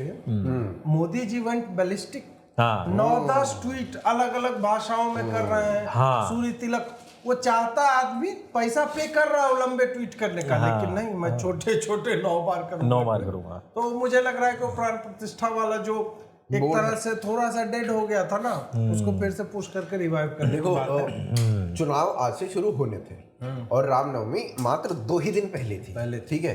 तो उससे चुनावों से पहले राम का, और सबसे बड़ी बात कि नहीं वो तो चलो, तो सबसे इसमें यह है कि वो राम जी का जो भाव बना था पूरे देश में, उसको रिवाइव करने का वो सबसे अच्छा मौका था कि रामनवमी आ गया है, ठीक है। और 2 ही दिन बाद चुनाव है, तो वो करना बनता भी था। और उसी टाइम पे आपने देखा होगा उसी दिन मोदी जी की उससे पिछले दिन एक रैली हुई थी। उस रैली में राम के नाम पे उन्होंने जिस हिसाब से नारे लगवाए थे, जान की अच्छा बार बार बहुत लंबा किया उन्होंने, वो ऐसा आज 2.5 तक मैंने मिनट का नहीं था, देखा। वो 2.5 मिनट तक अभी तक नहीं किया उन्होंने। 2.5 मिनट तक लगातार वो सीताराम जानकी और ये सारी मतलब राम लक्ष्मण जानकी, जय हो हनुमान की, इस तरीके के नारे भी लगवा रहे थे, और जय श्री राम कई बार उन्होंने बुलवाया। तो वो पूरा भाव क्रिएट करने का एक वो था। और दूसरी बात ये है कि अगर कूल बनाने की बात करें तो आपने 2014 से पहले कब देखा कि जो भारत के अगर बॉलीवुड के लोग हों या फिर जो क्रिकेटर्स हों, वो कब किसी मंदिर जाते थे? मतलब वी आर नॉट पूजा पाठ, आई एम नॉट पूजा पाठ टाइप वाले नहीं, अगर देखो जाते भी होंगे ना तो वो इतना वो उसको कोई दिखाते नहीं थे, दिखाते नहीं थे, क्योंकि ओपन में उनको नहीं लगता रखते था थे कि उसको। गाली पड़ेगी इसमें, गाली पड़ जाएगी। गाली पड़ेगी। तो वो वाली बात थी। अजमेर सब जाते थे हाँ, और सब उसको दिखाते दिखाते थे। थे, ठीक है? दिखाते थे, प्रॉपर न्यूज मीडिया रिपोर्ट्स छपती थी बड़े बड़े और एकदम मेरे हरे को उसमें। इफ्तारी पार्टियां देखो ना भाई साहब, इफ्तारियों में होते थे अजमेर के खादिम का एक वक्तव्य है, वो क्या कह रहा था कि ये बॉलीवुड वाले यहाँ पे आ जाते हैं, यहाँ पे सीडी रख जाते हैं, अब क्या ख्वाजा जी यहाँ पे इनकी फिल्में हिट करवाने के लिए बैठे हैं, मतलब वैसे तो लेटे हैं पर वो उसने बोला कि बैठे हैं। हाँ। तो उसने ये इस तरीके की बात होती है। कोई भी आप एक्टर देख लो, वो सब अजमेर गए होंगे, ठीक है, और उसको बहुत पर प्रमोट मैं किया तो था। आज भी तक, जाते थे यार। मुझे आज तक ये बात पर समझ में नहीं आई है कि इन लोगों का फिल्म रिलीज से पहले वहां जाने का तात्पर्य क्या होता वो था। पता नहीं। वो बेसिकली मुसलमानों को ये बोल रहे हैं कि फिल्म देखने आओ। अरे नहीं, या फिर क्या है? attitude है ही नहीं, आप actually वो नहीं भाई। समझ रहे हैं। इसका सीधा सीधा जो लोग फंड करते हैं फिल्म को, हाँ, तो वो एक तरह से बोलते हैं उधर जाओ, वहां पे लोग उसका जाएंगे, promotion हिंदू वहां जाएंगे, उसका जाएंगे। promotion होगा, हाँ, हाँ, तो बस। ये वो वाला दांत क्या चढ़ेगा। फिर से बीफ कर देना भाई, एक्सट्रीम बिजनेस स्ट्रेटेजी है भाई ये बस। हाँ, बस वही कि हाजी अली पे जाओ, पिया हाजी अली, पिया हाजी अली, you scratch भाई my back। हर एक फिल्म के अंदर एक कवाली, इस तरीके का सॉन्ग होना बेहद जरूरी होता था। You scratch my एक back, यूज I होना scratch yours। इस्लाम का, मतलब इस तरीके का कि भाई हिंदू काम नहीं कर रहा है लेकिन मुसलमान ने आके कर I दिया। think अरे तुम ये इन्होंने तुम पूरा- दलित हो तो मैं पानी पीऊंगा तुम्हारे घर, ये सब इस्लाम चीजें को होना। कूल बना दिया था इन लोगों ने। तो यहाँ से कूल बन रहा था। अभी जो रिवाइव हुआ है हिंदुइज्म का, हिंदुत्व को पहन के लोग चल रहे हैं, और हिंदू अटायर में कोई क्रिकेटर को अपनी फोटो डालने में कोई दिक्कत नहीं है। वो भजनों में बैठता है, वो रोहित शर्मा की न्यूज अरे छपती है। पहले बहुत छपता था ना, एथनिक अटायर, मतलब कुर्ता पहन के दिवाली का दिया, हाँ। या फिर गणेश चतुर्थी, यदि सचिन तेंदुलकर टाइप के हो जिसपे कोई नेगेटिव नहीं लिख सकता, तो वो करता। बस अब तो भाई अर्धनग्न, जनेऊ दिखाते हुए, नीचे धोती, वेस्ती पहने हुए, धोती पहने हुए, त्रिपुंड पूरा लग रहा लेके हुआ है। त्रिपुंड, ज्योतिर्लिंग में जाके पूरी टीवी दर्शन करने के लिए कपिल पहुंच जा रही शर्मा है। ने इस बार पहली बार पूरा मतलब कई घंटे का एक प्रोग्राम किया है, वो जगराता वगैरह करने का खुद ही गाया है, पूरी फैमिली को लेके बैठा वो है। उसकी बहन की ही के घर जगराता था। हाँ, और रणवीर सिंह का देखो आप, उसने क्या कहा, विकास भी चाहिए विरासत भी चाहिए, पूरा उन्होंने बयान दिया वो है। तो मोदी जी ने भेजा था। चलो, नहीं, कृति सेनन और रणवीर, वाला। वो ठीक लेकिन है, यार शब्द का जो प्रयोग किया शब्दों का प्रयोग भी है, बहुत और अच्छा बोला है बॉलीवुड उसने। के बंदे ने बोला, वो बहुत बड़ी बात है। आज से पहले कब सुना आपने? हाँ, That और is वो how you अकेला make नहीं है, things cool, right? वो अकेला नहीं है। फिर उसके पहले जो रणबीर कपूर की जो फिल्म आई थी, उसमें वो बकायदा वो और आलिया अपने आप मंदिर गए थे, यहाँ काशी विश्वनाथ गए थे, यार और वो आपने- फिल्म में भी लिया गया वो यार सीन, आपने और वो शाहरुख एक्चुअल था। खान को जवान से पहले वैष्णो देवी भेजा, वैष्णो देवी गया, पठान से पहले वो गया है, डंकी से पहले वैष्णो देवी भेजा। तीनों और बार गया इससे है। पहले आपने बता दो मेरे को एक इंसिडेंट जब शाहरुख खान गया हो। आमिर खान का कभी हमें गणेश पूजन नहीं देखना था। गणेश पूजन हम आमिर खान का अब देख रहे हैं 2-3 साल से। और जो जाते थे ना वो कहते थे आके कि, अरे मैंने अब जाना छोड़ दिया है, वो गरीबों को मैं दे देता हूं। अक्षय कुमार खुद बोलता था, कह लो वैष्णो देवी, हाँ वैष्णो देवी जाने से क्या होगा, ये क्या मन होगा, वो क्या होगा। अंदर, मंदिर क्या होता है? मंदिर होता है मन अंदर। मंदिरों में जाना छोड़ो, मन पता नहीं ये कहाँ परिभाषा, दरगाह क्या होता है भाई, दरगाह क्या होता है? अब छोड़ दरगाह, हाँ, अब जो भी उसका मतलब होता है। हमने तो कर दिया था संडे में। मेरा एक और हैशटैग हिट हो गया, ले क्लिप कटवा दे। और मैंने ऐसे रैंडम छोड़ा था, इस पे लोग को लग रहा होगा खरे पूरा इसका भाजपा का वो लगा, भाई कोई नहीं लगा है। 35,000 ट्वीट अपने आप हो गए वो, और वो हर दिन हो रहा है। मैं तो इसे पूरे साल अब ये 24/7 मेरा रहेगा, और जब सही भी सही रहेगा। बात, सही भी है ये तरीका। हाँ, नहीं वो उसको दिखाना ज्यादा जरूरी है। उसको लग रहा था वो रांची वाला, उस पे हम लोगों ने किया। अब वही जो हम लोग आरंभ में भी चर्चा कर रहे थे, तो उस पे भी चर्चा कर ही लेते हैं कि आखिर ऐसी क्या बात है कि हिंदू फेस्टिवल से पहले ही रूटीन चेक्स होती है छतों की, और उन्हीं इलाकों में होती है जहाँ पहले जो है दंगा बलवा और इस तरह की चीजें जो पथराव वगैरह हो चुका होगा। हिंदू इतने क्यों बदमाश है? What's wrong with Hindus? और जो पत्थर वत्थर मिलते हैं वो मुसलमानों के घरों पे ही मिलते हैं। नहीं, वो तो हिंदू रात में रख देते ना, आप समझे नहीं? वो हिंदू जो फेंकते हैं उनके ऊपर गुलेल के द्वारा, हाँ वो लोग छतों पर निशाना बनाया जाता है। हाँ, जो राजधानी स्कूल पे जो लॉन्चर लगा हुआ था, नॉर्थ ईस्ट दिल्ली राइट वाला, फोटो लगा देना, वो हिंदू ने लगाया था। वो हिंदू वही और ताहिर हुसैन क्या कर रहा था वहाँ? सही बात है। ताहिर हुसैन तो साला तेजाब के ड्रम भरे हुए थे। तुभ्यम समर्पित, ले जाओ ये ले जाओ। अब साला इस पे ट्रैड लोग चिढ़ जाएंगे, लेकिन रहने दो, हमें क्या है, ट्रैड लोग को चिढ़ाना तो मेरे जीवन का एजेंडा है। क्या कहेंगे, संस्कृत का इस्तेमाल भी कर लिया। संस्कृत मंत्र का आपने तुभ्यम समर्पित आपने बोल दिया है, उस पे ट्रैड लोग कॉपीराइट। हाँ, उनका कॉपीराइट है, हमारा नहीं है उसमें। बिहार की एक घटना है, जब ऐसे ही जैसा रामनवमी का एक जुलूस पूरा निकल रहा था उस टाइम पे भी, तो मुसलमानों के मोहल्ले से नहीं निकलना चाहिए ऐसा करके था।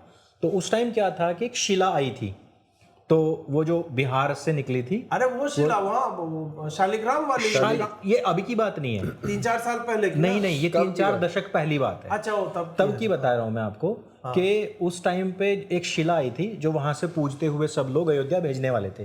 80s की बात है ये। शालिग्राम शिला ही होगी, नेपाल से आ रही होगी। नेपाल से ये 90s की बात होगी, 89 और 90s में के बीच की, हाँ ये उसके बीच की बात है। तो उस टाइम पे मतलब जब मैं उस घटना को पढ़ रहा था तो ये हुआ कि 3-4 जगह से एक जगह पे मिलना था। तो जो मुस्लिम मोहल्ले से आने वाली थी उस पे एक इस्लाम इंटर कॉलेज से बम फेंके गए थे, और उसमें मतलब काफी लोग घायल भी हो गए थे। उस टाइम के जो पुलिसकर्मी थे वो भी घायल हो गए थे। तो पुलिस ने ये स्टडी में पाया कि ये जो लोग बाद में बोल रहे थे अपने स्टेटमेंट में कि हमें नहीं पता जी, हमें नहीं पता, तो ये होता है कि वो पहले ही मतलब 5-6 महीने पहले ही इस पर एक पूरा एक मॉक टेस्ट होता है, ड्रिल होता है इनका, कि हमें कैसे फेंकना है, किस तरीके से, कहाँ से इस्तेमाल करना है, हमारे कौन लोग बीच में घुसेंगे, वो कुछ एंटी मुस्लिम ऐसे स्लोगन बोलेंगे, फिर वहां दंगा बलवा होगा, फिर हमारे लोग कहेंगे, और जब केस लगेगा तो कहेंगे कि भड़काया गया, और ये सब चीजें हो रही हैं। तो ये तो आज ये मॉडल सीलमपुर में यूज हुआ था। ये तो हाँ हुआ है। ये पेट्रोल बम क्या करेगा, हिंदुओं की तरफ से कोई फेंक देगा, हाँ, और उसका अरे हमला कर दिया, जब हमारे मस्जिद जला दिया। नूह वाले में अभी नूह वाले में यही हुआ। साला तुमने इतने लोगों को मार डाला और उसके बाद तुम करे हमारी मस्जिद के गेट पे थोड़ा सा खुद ही तेल वेल खुद ही करते हैं, आग लगा लिया होगा, थोड़ा सा खुद ही करते हैं पूरा। वो चीज़ हुई। फिर वैसा ही मेरठ में हुआ था, मुरादाबाद में सेम हुआ था, शामली में सेम हुआ, मुजफ्फरनगर में सेम हुआ था कि जब भी इस तरीके की जो झांकियां होती थी, निकलती थी, ये लोग अपने लोगों को भेज के वहाँ एंटी मुस्लिम स्लोगन करवाते थे और फिर पूरा मारकाट मचता था। फिर हमने देखा अभी 2019, 20, 21, 22 से तो हम दिल्ली के अंदर देखते आ रहे हैं कि यहाँ तो परमिशन मिलनी बंद हो गई थी। पिछले साल तो हम लोगों ने ट्वीट करा कि भाई कैसे परमिशन नहीं दे रहे हो, जैसे सब चीजें, जहांगीरपुरी वाला जो मामला था। तो ये जो है ना, मतलब इनकी पूरी एक तैयारी रहती है, किस तरीके से हमें ये दिखाना है कि हम लोग यहाँ मजबूत हो चुके हैं। मुसलमानों का स्टार्टिंग से एक तरीका ही रहा है कि जब वो कम होते हैं ना तादाद में, तो पहले राम राम जी करेंगे आप लोगों को, धीरे धीरे जैसे उनकी तादाद बढ़ती जाएगी तो सबसे पहले पिन टेस्ट करते हैं। तो अगर उस पिन पर आपने रिएक्शन कर दिया तो वो थोड़े टाइम के लिए फिर शांत हो जाएंगे कि भैया अभी हमारा टाइम नहीं आया।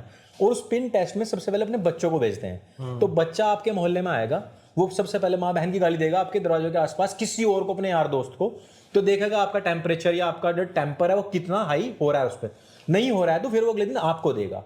या फिर आपके एरिया में आएगा गुलेल लेकर, मैं गांव दर की भी बात बता रहा हूँ, तो चिड़ियाओं को मारने के लिए अगर आपने उस टाइम नहीं रोका तो अगली जो गोली होगी, अगला जो कंचा होगा वो आपके पास आएगा, आपके घर में आएगा।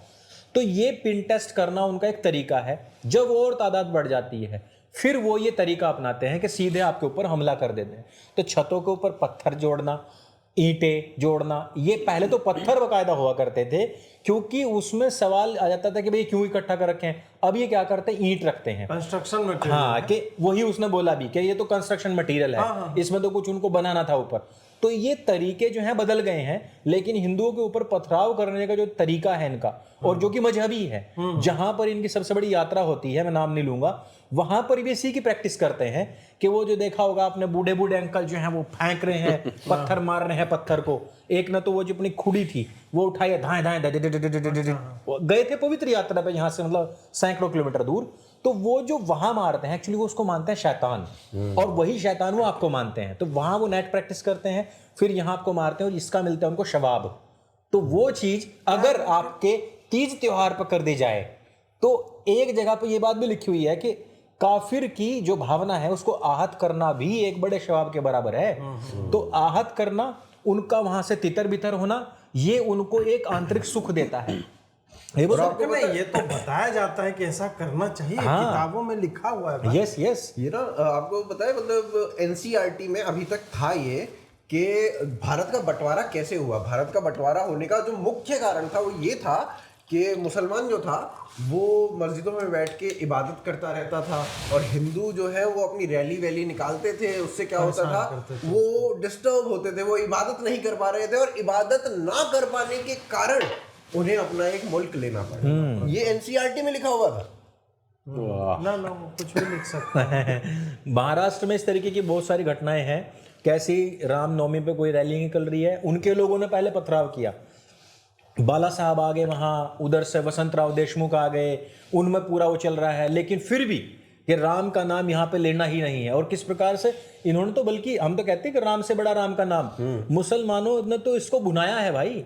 तो उसके नाम से, राम के नाम से जितनी दाल रोटी मुसलमानों ने खाई है, इतनी तो वर्ल्ड में किसी ने नहीं खाई। हम लोग तो सिर्फ आशीर्वाद मांगते हैं, वो तो राम का नाम लेके सीधा रोटी मांग। 70 साल तो उन्होंने राम मंदिर के मुद्दे पे अरबों रुपए इकट्ठे करे हैं, और सब लोगों ने, चिंदी चोरों ने सब खाया है। इवन मैं तो अच्छा मानता हूँ भाई, जितने वकील थे कपिल सिब्बल समेत हिंदू थे ना, मस्त भाई, बढ़िया काम किया तुम लोगों ने, कपिल सिब्बल। और हारे, अंततः हारे। वो देखो पता था उन्हें, तो उनको तो वही गले मिल को भाई मकसद मत भूलना, भाई 25 लाख रुपया पर सिटिंग लेना है, मकसद नहीं भूलना है। इनको जो है सॉर्ट आउट जो है वो करते रहो जी। हम लोग कुलत्व पे वापस आते हैं कि एक प्राइम मिनिस्टर द्वारा इस तरह से त्रिपुंड लगाना, और उसने केवल उन लोगों को संबल प्रदान नहीं किया जो नॉर्मल ऑफिस गोयर्स थे, जो अब तिलक लगा के जाते हैं, हाथ में कलावा बांधते हैं, बल्कि उसने उन रामद्रोहियों को भी,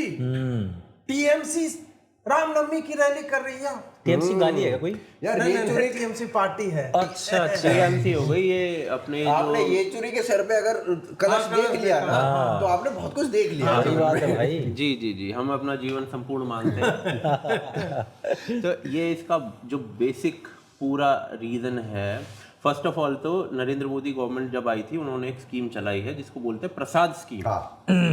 प्रसाद स्कीम के नाम से एक स्कीम चलाई थी। ये जितने भी रेनोवेशंस हो रहे हैं ना ये प्रसाद स्कीम के अंडर ही हो रहे हैं। तो जैसे आपका केदारनाथ कॉरिडोर बन गया, आपका उज्जैन में कॉरिडोर बन गया, या फिर काशी में कॉरिडोर बन गया, इस टाइप से चिन्हित किया गया चीज़ों को और वहाँ पर डेवलपमेंट फिर किया गया है। ये तो कॉरिडोर्स बने हैं। आपका जो राम सर्किट है पूरे देश में चल रहा है ना, वो इवन श्रीलंका तक जाने की बात है, या फिर जो आपके साउथ ईस्ट एशिया के देश हैं वो मीटिंग करते हैं राम के नाम पर, एक सम्मेलन होता है। रामायण सर्किट तो एक अलग चीज है, बट उस आई थिंक हर 2 साल में होता है, उसका मैं नाम भूल रहा हूँ। उसमें ये डिमांड रखी गई है कि जो रामायण सर्किट है इसको हमारे देश तक भी लेकर जाइए। अच्छा, अब आप सोचिए कि ये थाईलैंड जाता है, कंबोडिया, इस प्रकार से वो ट्रेन पूरे इधर क्षेत्रों तक जा रही है, क्योंकि वहां पर भी राम का जो नाम है वो बहुत लिया जाता है, वो रामलीला भी होती है वहाँ पे, वो अलग अलग सारी चीजें होगा। और इसमें ना नोट भी रहे हैं क्या भाई, मैंने कहा रुपयों पे भी रहा है भाई, ऐसे ऐसे देश तो मैं केवल इतना कहना चाह रहा था, ये जो स्कीम है इसके बाद से ये सारी चीजें चिन्हित की गई। ऊपर से ये स्कीम कोई ऐसा नहीं है कि अभी लॉन्च करी, 2014 में आया, आते के साथ ही भन प्रसाद स्कीम लॉन्च। हाँ जी, तो उसके सबसे पहली चीजें ये हुई है। हाँ, और उसका एकमात्र जो कारण बताया गया उस समय वो ये बताया गया कि रिलीजियस टूरिज्म बढ़ाना है हमें। और आज ऐसा हो गया है कि रिलीजियस टूरिज्म, गोवा मतलब लोग जा रहे हैं, उससे 20 गुना लोग बढ़ गए रिलीजियस टूरिज्म के। हाँ आप बताओ। नहीं, ये जो टूरिज्म की बात है ना, उसका कारण भी है ना कि जो दुर्गम स्थल थे, और एक तो जो मैदानी क्षेत्र में थे ऑलरेडी, जो एक्सेसिबल थे, तो एक्सेसिबल वहीं तक थे कि आप सिटी तक तो पहुंच जाओगे, लेकिन फिर ऐसे ऐसे ऐसे ऐसे लाइन में लगे रहो 4 बजे भोरे से। काशी विश्वनाथ की जो स्थिति है उसको आपने लोकली एक्सेसिबल बनाया, बिल्कुल वाइडन किया, बिल्कुल। हाँ, इसमें ठीक है, कुछ बेयर मिनिमम गार्ड्स होने चाहिए कि तुम जो वहाँ रील मत बनाओ और इस तरह की नौटंकियां नहीं करो, क्योंकि मंदिर का एक पर्पस होता है। बिल्कुल। पर्यटन ठीक है, पर्यटन होता है कि आप अन्य चीजें भी, पर्यटन आर्किटेक्चर देखने का होता है। टूरिज्म जो होता है, तीर्थ यात्रा अलग चीज है, पर्यटन अलग है, तो इन दोनों को थोड़ा सा पृथक करके देखना चाहिए। और जो दुर्गम थे वहां पे मोटरेबल रोड आपने बनाया।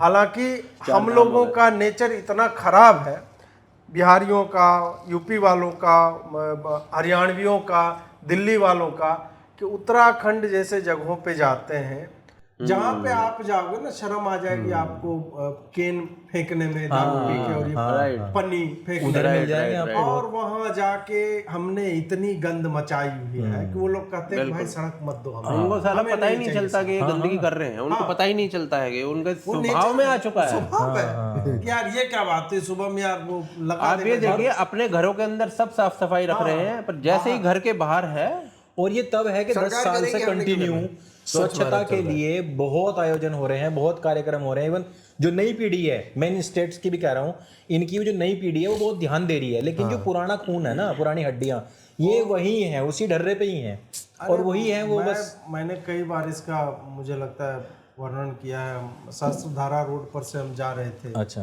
देहरादून में, हरियाणा नंबर प्लेट की गाड़ी थी, सनरूफ खुला हुआ, 2 लौंडे बियर पीते हुए और लड़कियों को गाली देते हुए, बदमाश सीधा ऐसे भरी दोपहरी में, साला 1-2 बजे की बात कर रहे हैं, ऐसे करके जा रहे हैं। तो तुमको कौन चाहेगा कि तुम हमारे स्टेट, बिल्कुल कोई नहीं चाहेगा। फिर यही सब नेशनलिज्म ने इन्हीं कारणों से आता है। इनको सारा पीट के भेजना चाहिए, इतना घटिया। हाँ, इनका यही कि भाई यहाँ पे लगा, पहले बोलो हरियाणा से 10 डंडे मारो इसके चूते, बिहार से 10, पहले से ही मार के इनको सोट दो।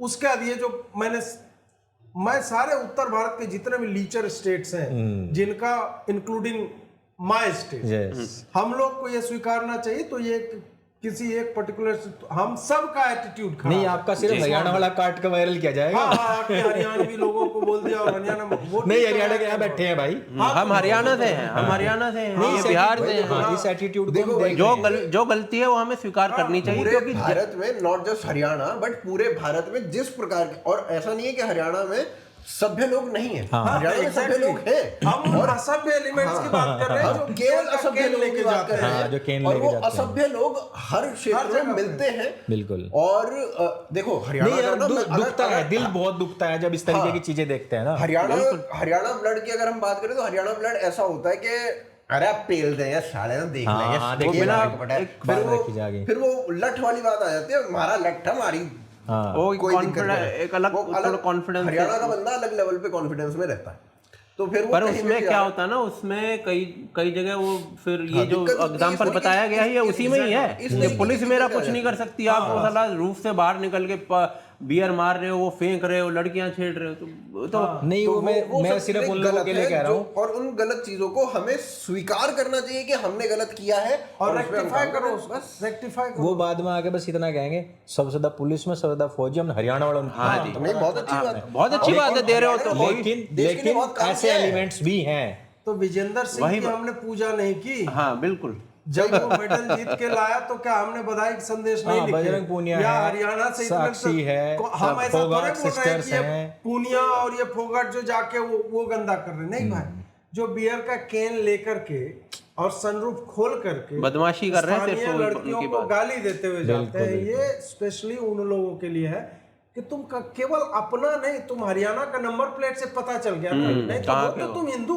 बिल्कुल तुम हिंदू हो, पर्यटन के लिए जा रहे हो और तुम अपनी ही बहनों के ऊपर इस तरह की टिप्पणियां करते हो। हाँ, तो वो समस्या। मैं तो हिमाचल गया था भाई साहब, ये तो आप यहाँ की बात कह रहे हो तो डायरेक्ट ही कनेक्ट है। मैं हिमाचल गया था, वहां मैंने ये बात देखी है, दिल्ली के लोग, वहां के जो ट्रैफिक रूल्स है ना, जो स्थानीय आपको हिमाचली मिलेगा वो आपको एक लेन में मिलेगा, वो खड़ा हो जाएगा, लेकिन हमारे वाले और फिर पलट जाते हैं फिर। उन्हें लगता है वो साला वाइस सिटी चल रहा है उसी में। GTA वाइस सिटी हाँ, वो वहां भी ऐसे ही चलते हैं भाई। लड़कियां आएंगी ऐसे बस और उसी में फिर कोई बेसबॉल का बैट निकालता है, दे दनादन, दे दनादन, वो दे तो दनादन। हिमाचल के लोग बहुत शांत है कि उन्हें कुछ बोलते नहीं है, नहीं तो वहां जाके बहुत गंदगी मचाते हैं, पहाड़ों में जाके बहुत गंदगी मचाते हैं। वो देखा हमने, इधर से दिल्ली के लोग हो गए, पूरा एरिया का जो लोग होगा।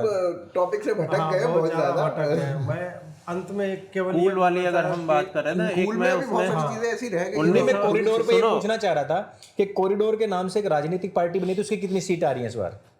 उनके तो 540 के लगभग आ जाएंगे। 540? 540 उनके जो संकल्प है वो देख करके मैं तो 545। मैं जितना बटन रहेगा नहीं पे पाँव ऐसे करके वो सारे गवा पादा नहीं सानी धापा मगर ऐसा ये पाँव करके मैं डाल दूंगा। पाँव करके एक गाना भी है ऐसा, है ना, पाँव। उन्हीं की पार्टी आ रही है ना, तो मोदी जी तो गए फिर। मोदी जी तो लग कॉरिडोर की राजनीति भाई साहब इतनी जबरदस्त हुई है ना इस बार, कि इस बार तो सब कुछ, मतलब सारे फैक्टर भाई साहब, जाट राजपूत सब फैक्टर खत्म, सब लोग वहीं दे रहे हैं, क्योंकि उन्होंने घोषित कर दिया कि मोदी अब्बासी है तो है, मोदी खतनाधारी है तो है, मौलाना है, और आप लोग भी अगर सपोर्ट करोगे उसमें भी मोदी गजनी है, ये बोला मतलब भाई ट्रैड बंधुओं का भी सपोर्ट काफी मिल रहा है। बहुत है, बहुत। चलो देखो वो तो चलो यार 545 आ जाए तो भैया हमें बख्श देना, कहीं ऐसा ना हो कि हम सब लोग। ऐसा हमारा चैनल मत बंद करवा देना। हाँ, बस यही है। क्योंकि इन लोग की गजब श्राप दे देते हैं। हाँ, श्राप भी ऐसे दे देते करके बोले दादा हाथ से बोले बसम तो बसम नहीं, हम लोग आप लोगों की वीडियो बनाएंगे फिर, आप लोगों की योजनाएं बताएंगे, है ना, हाँ, गुणगान करेंगे पूरा। तो हेलो दीदी, लुकिंग नाइस दीदी। हाँ, तो ये ऐसा हेलो सिस्टर, हाँ बस वो वाला करेंगे। बहुत सुंदर। मैं रह गया था, ये सवाल जरूरी था, क्योंकि ये आज पहला चरण शुरू हो गया है, तो पता होना चाहिए ना कि इस मतलब कितनी सीट आ रही हैं। जी। कितना देर हो गया? 1:26। हाँ चले अभी नहीं, अभी तो यार वो रह रहा है, वो क्या नाम, चौहान करके जो बंदा था, शादाब चौहान। अबे यार आपने लिखा हुआ है यार उसमें क्वेश्चन। वो साला ठीक से चौहान नहीं है, जितने चौहान त्यागी और ये सब है जो बेचारे, मतलब हमको उसने चुनौती दी, चुनौती नहीं दी, चुनौती। वो मुझे लगता है मदरसे में चुनौती उसको जो है पढ़ाया हुआ, चुनौती। तो चौर इन्हीं चुनौतियों से देश परेशान है, कुछ नहीं है। एग्जैक्टली। तो मैंने उसे बोला कि यार भाई देखो, पूरे जो कन्वर्ट हो जाते हैं उससे तो मैं फिर भी एक बार डिबेट कर लूंगा, आधा कन्वर्टेड से नहीं करूंगा।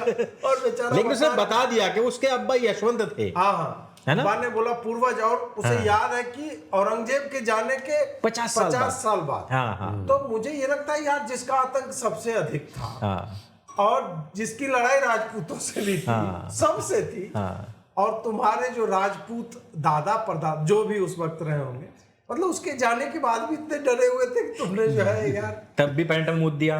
तब और उसने चौहान नहीं लगाया था यशवंत ने, ये चौहान जबरदस्ती लगा के बैठा हुआ है। उसको भी पता है ना कि क्रेडिबिलिटी राजपूत वाली कहाँ से आनी है। भैया ये वही वाले चौहान है, मुझे लग रहा है कि जो पाकिस्तान से यहाँ आने के बाद खन्ना बन गए थे। Exactly, वही वाले चौहान है ये। exactly. ये तो डिबेट में एक बार मिला था। हाँ। तो ऐसे वहां तो मैंने पूरा पेल ही दिया अंदर डिबेट में। अच्छा और बाहर भी पेला, बाहर में पूरे उसमें था। अच्छा कि पेल ये तो मिलेगा। हाँ, ये तो दूसरा रास्ता चेंज अगर आप करके वहां ऐसा से कर निकला। देते हैं ना तो हमारे रणदीप भाई आपको पॉडकास्ट में बुलाते हैं। अच्छा क्या आपने कभी पेला भी है?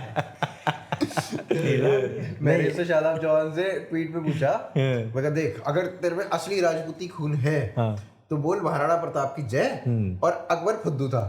तो बोल नहीं यार, नहीं बोला अभी तक। नहीं, वो बोलेगा ही नहीं। और तो नहीं होगा ना, तो है नहीं। उसमें क्या हुआ था, इसने बोला कि भगवान राम हमारे हैं। मुझे बैठा था अमन चोपड़ा, तो एकदम से कूद के बोला हम राजपूत हैं, हम चौहान हैं, तुम चोपड़ा हो, भगवान राम हमारे पूर्वज थे, तुम्हारे नहीं थे। तो मैंने कहा 2-2 रुपए में कन्वर्टेड लोग यहाँ ये ना बताएं कि राम जी किसके थे किसके नहीं थे। जो पहले ही अल्लाह अकबर बोल चुके, वो जय श्री राम जो नहीं बोलते, जो वंदे मातरम भी कान से लीड निकाल देते, इसी ने बंदे निकाली थी। जब वंदे मातरम बोलते संबित पात्रा, तो ये निकाल के खड़ा हो गया था। तो वो लोग हमें सिखाए। साला इतनी मैसेजिंग करता है कि मुझे वंदे मातरम सुनना नहीं है। और ये लोग कह रहे हैं कि राम जी हमारे पूर्वज थे, तो आओ ना भाई। और वो बता रहा है दूसरे मुल्ले को कि तुम प्रभु श्री राम नहीं बोल सकते, नहीं लगा सकते, प्रभु नहीं लगा सकते, क्योंकि हमारा प्रभु एक ही है। कुन फाया वही एक ही झटके में उन्हें भी खटाखट एक ही झटके में बना दे सब कुछ। वो भी ऐसा ही था। राहुल गांधी भी वही कर रहे हैं, ये झटके में सब कुछ करूंगा बस मैं। नहीं, मुझे इन लोग को संदेश देना है कि यार पूरे हो जाओ ना कन्वर्ट, मोहम्मद शादाब हो जाओ, हाँ हो जाओ, मोहम्मद जाकिर अली हो जाओ। ये क्या है, मतलब पीछे पूंछ लगाई हुई है हिंदुओं की। खराब करे त्यागी चौहान, ये सब मुझे बहुत आपत्ति हो रही कि हाँ, आप लोग अपने पूर्वजों से जाके पूछते होंगे पापा आपने कहाँ गलती करी थी, ये बीज बखेरते फिरते हो तुम लोग। भाई पाकिस्तान के डिफेंस के हाईएस्ट हेड जो है वो बाजवा बनते हैं। हाँ, चौधरी बाजवा। तुम कहाँ, आप भागते भागते अपनी किताब बेचने के चक्कर में ना। नहीं मेरी किताब में है ही नहीं। मैंने अपनी किताब में कहीं इस्लाम का और ये सब जिक्र नहीं करा, नहीं करा है। फिर भी कुरान इनकी तो है किताब ले लेना रिसेप्शन में जो है। अब जाने लगी, पहुंचने लगी कि क्या अभी। हाँ छप चुकी है। मैं तो बल्कि लाना भूल गया, मैं नेक्स्ट वाले में लेके आऊंगा। गजब दुष्ट हो यार। नहीं यार, मुझे जाना पड़ता अभी वहां, पहले गाजियाबाद जाना पड़ता। 11 बजे यहाँ का टाइम था, मैं देखो जल्दी आ गया। अच्छा गाजियाबाद से छपा रहे हैं। गाजी रवीश से बच के रहना थोड़ा। गाजियाबाद में वो अरे हाँ, साला तो पेलते नहीं क्या बात है? हिंडन में चाहता है तुरंत उतर के वो बच के रहना, दांत काट लेता है सड़क पे। मैं दांत से इसको काट लूंगा। आजकल जो 2-3 वो वीडियो बना रहे हैं, रोज दिन के 2-3 वीडियो निकाल। हाँ यार 10 लगे बड़े। और वो तो छोड़ दो यार, उसको ध्रुव को देखो यार, पागल हो गया बंदा। भाई वो ओवर टाइम कर रहा है बंदा। भाई मेरे को लगता मुझे है लग रहा है कि जब तक चुनाव खत्म होंगे तब तक टहल लेगा वो। हाँ, फिर चला जाएगा अपना। हमें हंसी खुशी दे देगा। 4 जून को हम लोग जब लाइव करेंगे ना, तो हमें बहुत वो हम पेलने वाले हैं। मित्रों, इसका पूरा लाइव टेलीकास्ट होगा 4 जून को, यहीं बैठ के ही होगा। अच्छा, और ये कब हुआ? ये अभी हुआ है। हो गया बस, बैठे बैठे ही हो गया दोस्तों। उन्होंने सुनीता जी की तरह लीड ले लिया है। इंडिया अलायंस पार्टनर से कुछ नहीं पूछा है। 6 गारंटी हमें तो पूछ लेते मित्रों। चलो अब बोल दिया, भाई ने बोला है करने का तो करने का बस होगा अब। और ये सारे वीडियोस, ये सारे स्क्रीनशॉट संभाल के हम रखेंगे, उस दिन सब लेंगे। और सबकी लेंगे। यस, काके लेंगे। चलिए मित्रों, अब लग रहा है कि समय का हमारा जो कूल वाला वो था, वो अगली बार फिर से करेंगे, क्योंकि अभी ढंग से हुआ नहीं है। वो बहुत अच्छा और देख लेना आप, अगले हफ्ते तक फिर और बहुत सारी चीजें आएंगी ऐसी। अभी तो ये चलता रहेगा। How Modi made Hinduism cool again, वो उसके ऊपर हम फिर से चर्चा अगले बार और आई थिंक इन्होंने वीडियो बनाई है, वो भी जाकर आप देख लेना, क्योंकि वो बहुत जरूरी भी है। वो बहुत अच्छे से बनाई है। अच्छा टॉपिक है, वो करना चाहिए उसके ऊपर। और मुझे तो लगता है आपने जो बिहार वाला ऑर्केस्ट्रा बनाई थी, उसके बाद में ना आप ये चमकीला पे भी बनवाओ। अरे इस पे भी एक मतलब बन सकता है। चमकीला का आपको पता है नहीं, भिंडरान वाला टाइगर फोर्स और एक और दल था जो कि उसी से जुड़ा हुआ था। इन्होंने चमकीला को लेटर्स भेजे थे, जो भेजे ना लेटर आए हैं, खाड़कुओं के लेटर आए हैं, अब ये वो लेटर वहां से आए थे, नाम लेने की हिम्मत नहीं, इसने दिखाया में भी नहीं लिया नाम, नहीं लिया नाम, फिल्म में नाम भी नहीं लिया। एक शब्द नहीं बोला। फिल्म में नहीं दिखाया वो टेररिस्ट बोल दिया बस। टेररिस्टों ने नहीं पुलिस टेररिस्ट भी खड़कू बोला है उसमें खड़कू। नहीं, खड़कू भी बोला है। एक जगह क्या है, पुलिस वाला बोलता है कि तू टेररिस्टों के लिए गाने मरा रहा है। एक लाइन में बोला है, एक लाइन है। वही है ना, दीप सिद्धू मूसेवाला इस टाइप का कुछ कांड ना हो जाए बेचारे के साथ, तो फिर अरे भाई देखना पड़ता है बहुत कुछ। चलिए चलिए ज्यादा ही गलत हो जाएगा। जय श्री राम। वोट कीजिए आप लोग जा करके, बिल्कुल। जिसको वोट देना है उसको वोट कीजिए। अगर आप अंधे हैं, आपको एक्सप्रेसवे नहीं दिखते हैं, आपको टॉयलेट्स नहीं दिखते हैं, तो जिसको मन है उसको वोट दे दीजिए। बाकी अब क्या कहा जाए, मेरा बाकी तो मन की बात आपको पता ही है। मन की बात तो आपको पता ही है। चलिए जय श्री राम दोस्तों। जय श्री राम मित्रों।